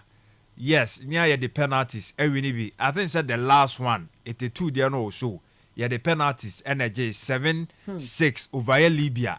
Yes, that final no. Ghana at the penalties and they win it. You know, I believe say na the penalties are we need that near was record no but they feel over no ya ne sa Ricos fu ye so mo mo di bia GF and some that Ghana they from say me am from 206 di bani e banyina no ye nyaba penalty so pe na say obia yam hye no say ye the penalty dey ntumi mo especially sa error yi mo samwaja mo ne wem error no penalty say hu amaye wa crop dwon won ti ase so me the fact say a travel ya to say no na boss say 11 something say so it means say now we were within it could be say ebia no na ebia obetimi aka say ye game ebetimi akoma bia because baby a ye boko ya na Africa for ni say bi ye so ye say bi the asem say the omudi can say omudi atu no tinanka a big advantage ma ye na ye be say two won fifi obviously yeah a lose advantage was there 2015 no your best penalty takers no now bi mu won huru sunsun mo try fifth penalty na wa kwakobo but in this share the current trend of penalties all could within clubs here the best penalty takers no omo first one walk first one ba ma face the team bro ba say later na no penalty no onya de but the bishop catch about 2000 and is it 2010 World Cup no your best penalty takers no was started the World Cup asamojan call first no ya can or science penalty bosuabo yes this is ball na say the bia yen me be ya in there yen twana ko bia na ye wuti there outright 90 minutes no you bottom you finish FKK and then ne say Ghana edu penalty 2000 almost shake bi kakra oh say ne overcast one driver kasa na no de me sure say players no kra mo adwim kra no na konti waka wo kai ya no there but for me I adwin 2015 e be seen how many years 10 years so clearly adwuma bedu kaka no say ne aso no ka ho yes no ka ho nti me wa no mo akọ we no under 20 akọ we need 209 na 2010 yakọ afcon akọ final yentumi anye ni asan akọ obi imagine nti adwuma bedu obviously ye nyina ye gitum sa and osa blame osa fini ne otuado take responsibility omo na fian qualify obviously say ya kan ho asema kan nti we there ya kana omo excuses be no omo the excuses or what the excuses but na fini the excuses ba munyi ntum say mo na mama yan qualify yan afcon ni bi mo anye players bi mo jintu but ye nim say ya dan ya yo from 20 that is why ya ka say basa to bring that love no back I said no mo preaching a very difficult I mean now say come ba this statement no ba ya gitum ya yan from so going forward on say basa be come sa 10% down be ma nyoma akofom because afcon is one ma yenwie football life no e continue and so no munim sa ka within that space in that short time no World Cup qualifiers be be say here Ghana for mo an empire no mo so na mo ya mo mbom pae mo de fast nyina be ka ho sa no e ba ne sa obi a aya na se nkuguo ba entwodie ba na odwane afino no me wo sa ni par me wo ana me say oni gato yes onye ready say ube taste success bia ba sometimes e bi a enkuguo die edikan eno no be boa be prepare now wa prepare ho towards that success na ba no but ye de adwane ho sa e bia we nso enye the last time Ghana ye feel say yen ko AFCON it doesn't mean say it needs to be taking responsibility. Okay. So if you adwane efri ho but per the technical team ni dia menya so metimi age ho achin bebre otuado and prepare excuses bebre players are more back camp on them any nyoma ni injuries ni sa nyoma no players attitude or the kokko share ba ye nyina saji to mu say tactically yes captain sinsem dudu na saji to mu say otuado also taking responsibility san say wo adwuma na say dodo na no agina so say sa nyoma ni nyina na obetimi manage ni ye nti wo ya as a head coach no management kakra esa ehim nti na elsewhere no ye from managers of the game omo manage enyoma bibre beyond eye pitch no so nko a de ye nti majuma bedu aka ya gitum santi ye beko enim okay mama ko Osman kakra mra ya mesa ba ho aye Osman kakra otuado zo ye coach a coach. I said we have so many coaches, so we hope but or a coach. And if you know can manage your management committee. One manage be about the national team. Say players when you maybe in Korea. even though you can still not take it away from the coach because I don't know the first hand or interactions with the players. The management committee for no enyo mo adwuma. Na also coach no to na o ye there. Here's the case by the in some kan nyina me nye sure say ni nyina no attribute to a technical. There be. Your behaviors na behavior and all that no. And now can be a management committee no so anyo mo adwuma there. But baby o no ma I still believe say no so ye better because a ban of captaincy na. Na na ye ubisa say ye de no say ne ye no. E kwan be so ne fa na is it seniority said ye hu no em say de na senior for no. And ye de man na. Da no because Pasamoja na nya senior. Coach I want to pay one say if you know our history as a national team, I won't even be surprised in there. It may not even be solely his decision there. If I'm telling you. Say him Ghana the message here and your man. They won't allow the coach to just select players. It's why Bakama and justify. So deciding captains, you know, Obi Kran will be. You come out, they will be there. ABI betting. By until then, dear. Ourselves.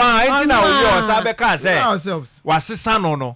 As you saw their quack command wine. Jordan are you? Okay. All right. Even a child here can watch me. Defeat you obey. Even for one more point, Chompono. Takes them bricks. As I know to know our individual players will come out, but if an actor says one day are not there.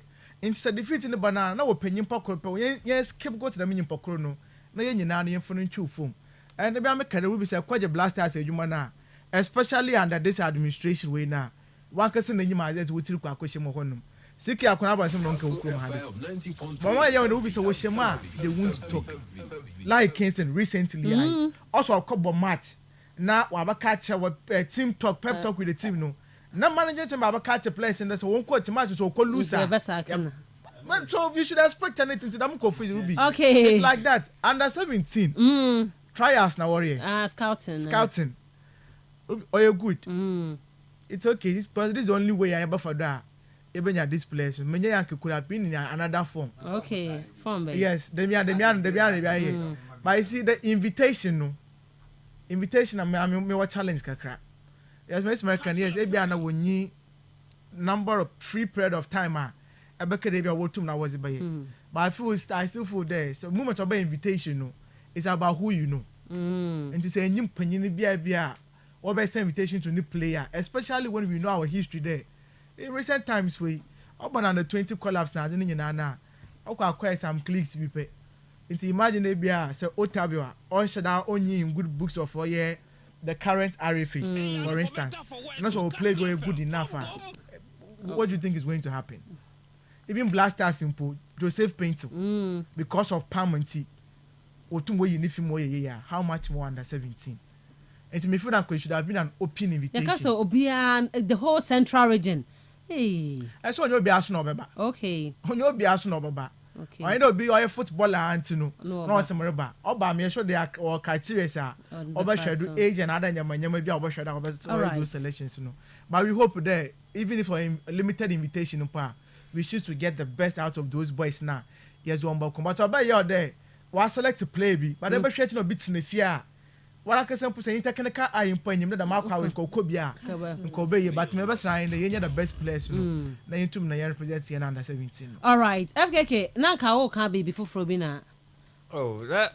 And I said that, yes, you said, was you or more na invite you more? So it means say you are more you do maybe behind and I okay. So what I say because scouting no there say ebia obeko santo bi obeko team bi bo not or no hwe no select okay no there at all obviously ebi o mo side o mo ankasa pinpointy players bi egu dada and o mo ba be ye no hoi ya yemfangu media nim na ye nso o mo hwe emfanko other than that me sure say we there it should be all inclusive oba obia bebo na ne coaches ni to no more eyi almost katom no more ye mo dia ko enti for me me share guys one free pabedu amo ba ho na say abra me share guys now of say no mo kobi amo baby enti say the rubo no kra na eti say no nche nye ye so enti ni pado do say ne be hu All right. Me focus make a cry net here for so Emra so be 0244 408 046 0244 408 046 and 0244 408 354 0244 408 354 0332 097 277 and 0332 097 278. Hello, good morning. Good morning, Monsieur. Me pacho din baby afraid. Number 1 yana. Number 1 it's you. Monsieur, Kofi Adam. Pasa to Juma, come on. No more man, you see, so far as I did the heart to what no matter what the other Adam survey. I'm telling you, a different one of it. One by a Sanya question there, no way to Kofi Adam.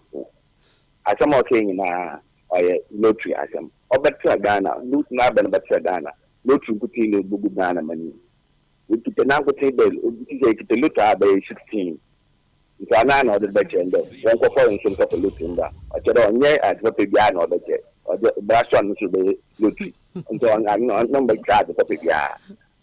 Okay. No, not the topic, yeah, the chain.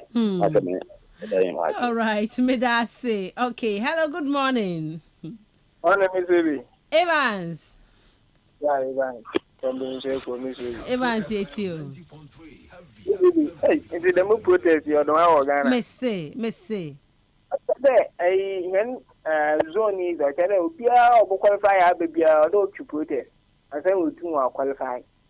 One of the won't show no, but quenching a protest of quitting. No, I was as I was wanted to wonder now when you protest maybe was more crazy. That's a kind way. And what the Abba. And I all blast. I was on board quacker and I'll tell the Abba. If he does, I was one young woman again away to my. I miss to be a that program now getting on fat coach who on for a captain now for my moon makes my the day I use Nanya Numi. My orchard that we are captain the water chino especially so to the no. Born or so that no would you glory with the Madonna. On the moment the one shimon now a cap no option. Ganamum party. Our money about my party. Okay. About my party to mention in the name to me. You can't breathe now. I be there. What I say? Okay. Hello, good morning. Good morning, Miss Ruby. Me pacho din baby friend free. Consider circle. Okay. Yeah, that's it. When I'm a sportsman, time of back here, or unless I know, or she's not number back. It's a castle be, which is there. So, then as well, and obey ya. It's a walk or park when not. Pretty dear, over food, Morabo, while it's 2 years there. And again. And for example, 1.1 litre to him now. Not one banana, so one away, I go pick one. I'm a simple one for baby, I know. It's all about the baby baba. Or Bob from where? Not at last, it won't really be one for 1 billion, so corner of this action. It's a monitor the main confer. It's a 2 that even black stars or whatever. It's a form of staffing. If you're in your press, the one journalist complete there. No, you perform all of them, soon amount for. That's what they are not to. That's you're William put your sports. Hello, good morning. Good morning, Miss Ruby. I need Paul. Miss Ruby, I mean, maybe say that Ghana Blast that language.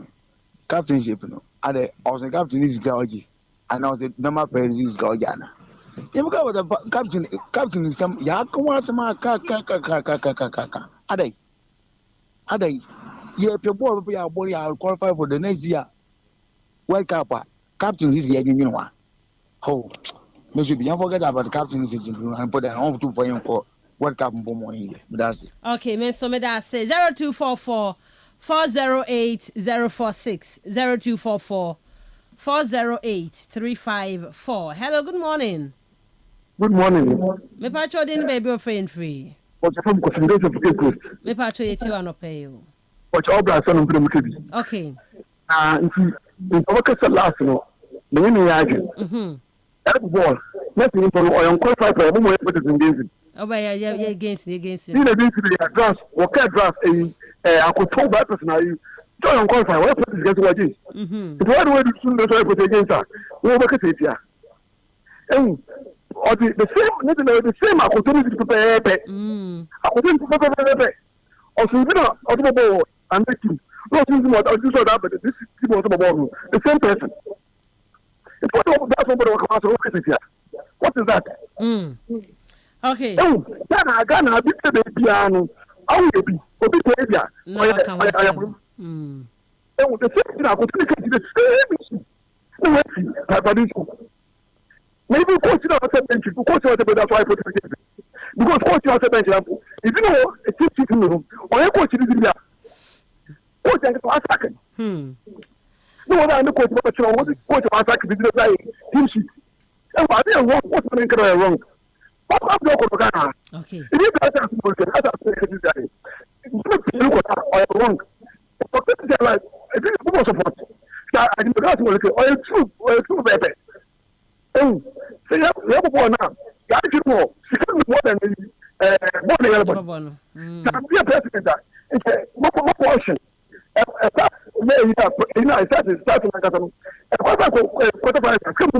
Okay.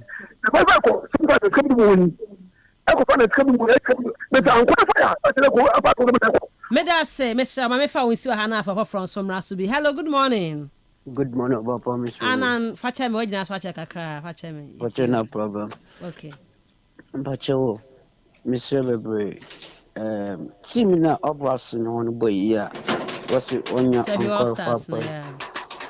Na but team managers when you the prayer no your qualifier.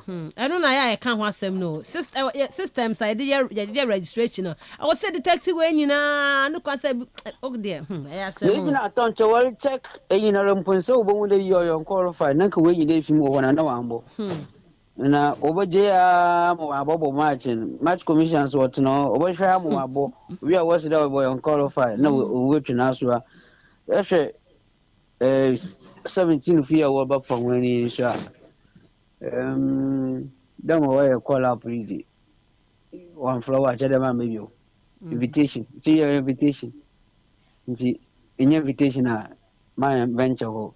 Boom, no be, Damanam Sosman, could do a while. No, a better than what calling it.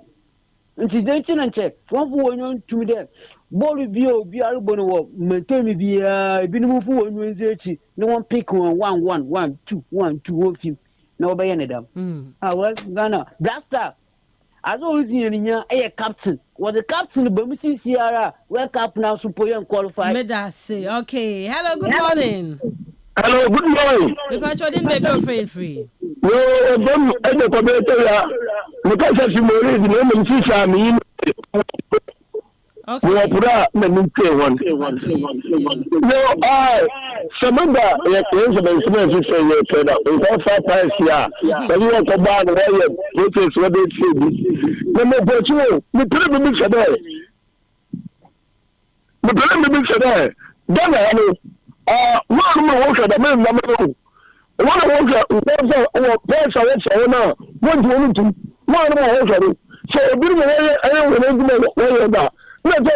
the the people forward was outward. I'm going to go to the minimum. We got to be I'm going to go to war. Maximum okay. Miss Meda, semi family last caller. Hello, good morning. Good morning, Miss Ubi. Ten Hagini. Miss Ubi, man, I said, my try album for me. Oh, I may say, Emma, Fachame, Emma, may say, oh, they who say, Baba, the Hanum in Yanasa, Fachame. What technicians were you about 1 year when it's Miss Ubi, and a pen and compare make a polling as him. Polling issue this year was asked on the court. If you know, we take responsibility of a friend, Mensah train on ye, no one is in command, like we create a sort of unity with them. It's not telling you if you're not any, now still we just want to come aboard. You don't know, on said our born wobble because still tempers were up, especially when I, you know, immediately we not when we then start talk about born, when you want more born one ball. And if you know, they'll take them responsibility, no. No, ma, offer 1 2 no, you want to know, no, ma, ye to ye, and son, 1 moment, when they're born over 1 ball. This will also be a scouting one day. More you pay. I must start at 7 a.m. Yeah, but 1 day scouting, I'm personally moving down because on your, they do have them, then will be on your born above and next car on shine. in a different person na afa wrong person na ko team na or why more me so bia na pay nya me age ma all blacks me sure they will win one protest now to qualify aba I don't know yes sure so between I don't know yes sure so between oh me so because I want to worry about me sure part about I want to worry about I want winning point am baba okay me da say ye do show ni si wa hanum say na yakọ non krono na abo pepepe ye kọ na fe kwam na suna betina form na wode afarfo enkomo no enso atumi e de ato awo so Osman FKK oti wo mu na nka wo dwumade no so Alfred e de kopie mu live on Facebook midin e de Miss Ruby Adams nyame ya adom anwumre e beba wakwan mu e wo Anfield ni aba bedi nkomo UEFA Champions League no e baso den the second leg ni todwa e wo Anfield a Liverpool any PSG but kai say Barcelona game near 5:45 on the Benfica game no e be todwa nti betina for e ba na game no guso koso e ho update no ye de bebro e wo hono mu kama pa ye de ba se no pay oni etina e koso a na e ma wafidie no e na hanum se nyame ya adom anwumre be san ye hia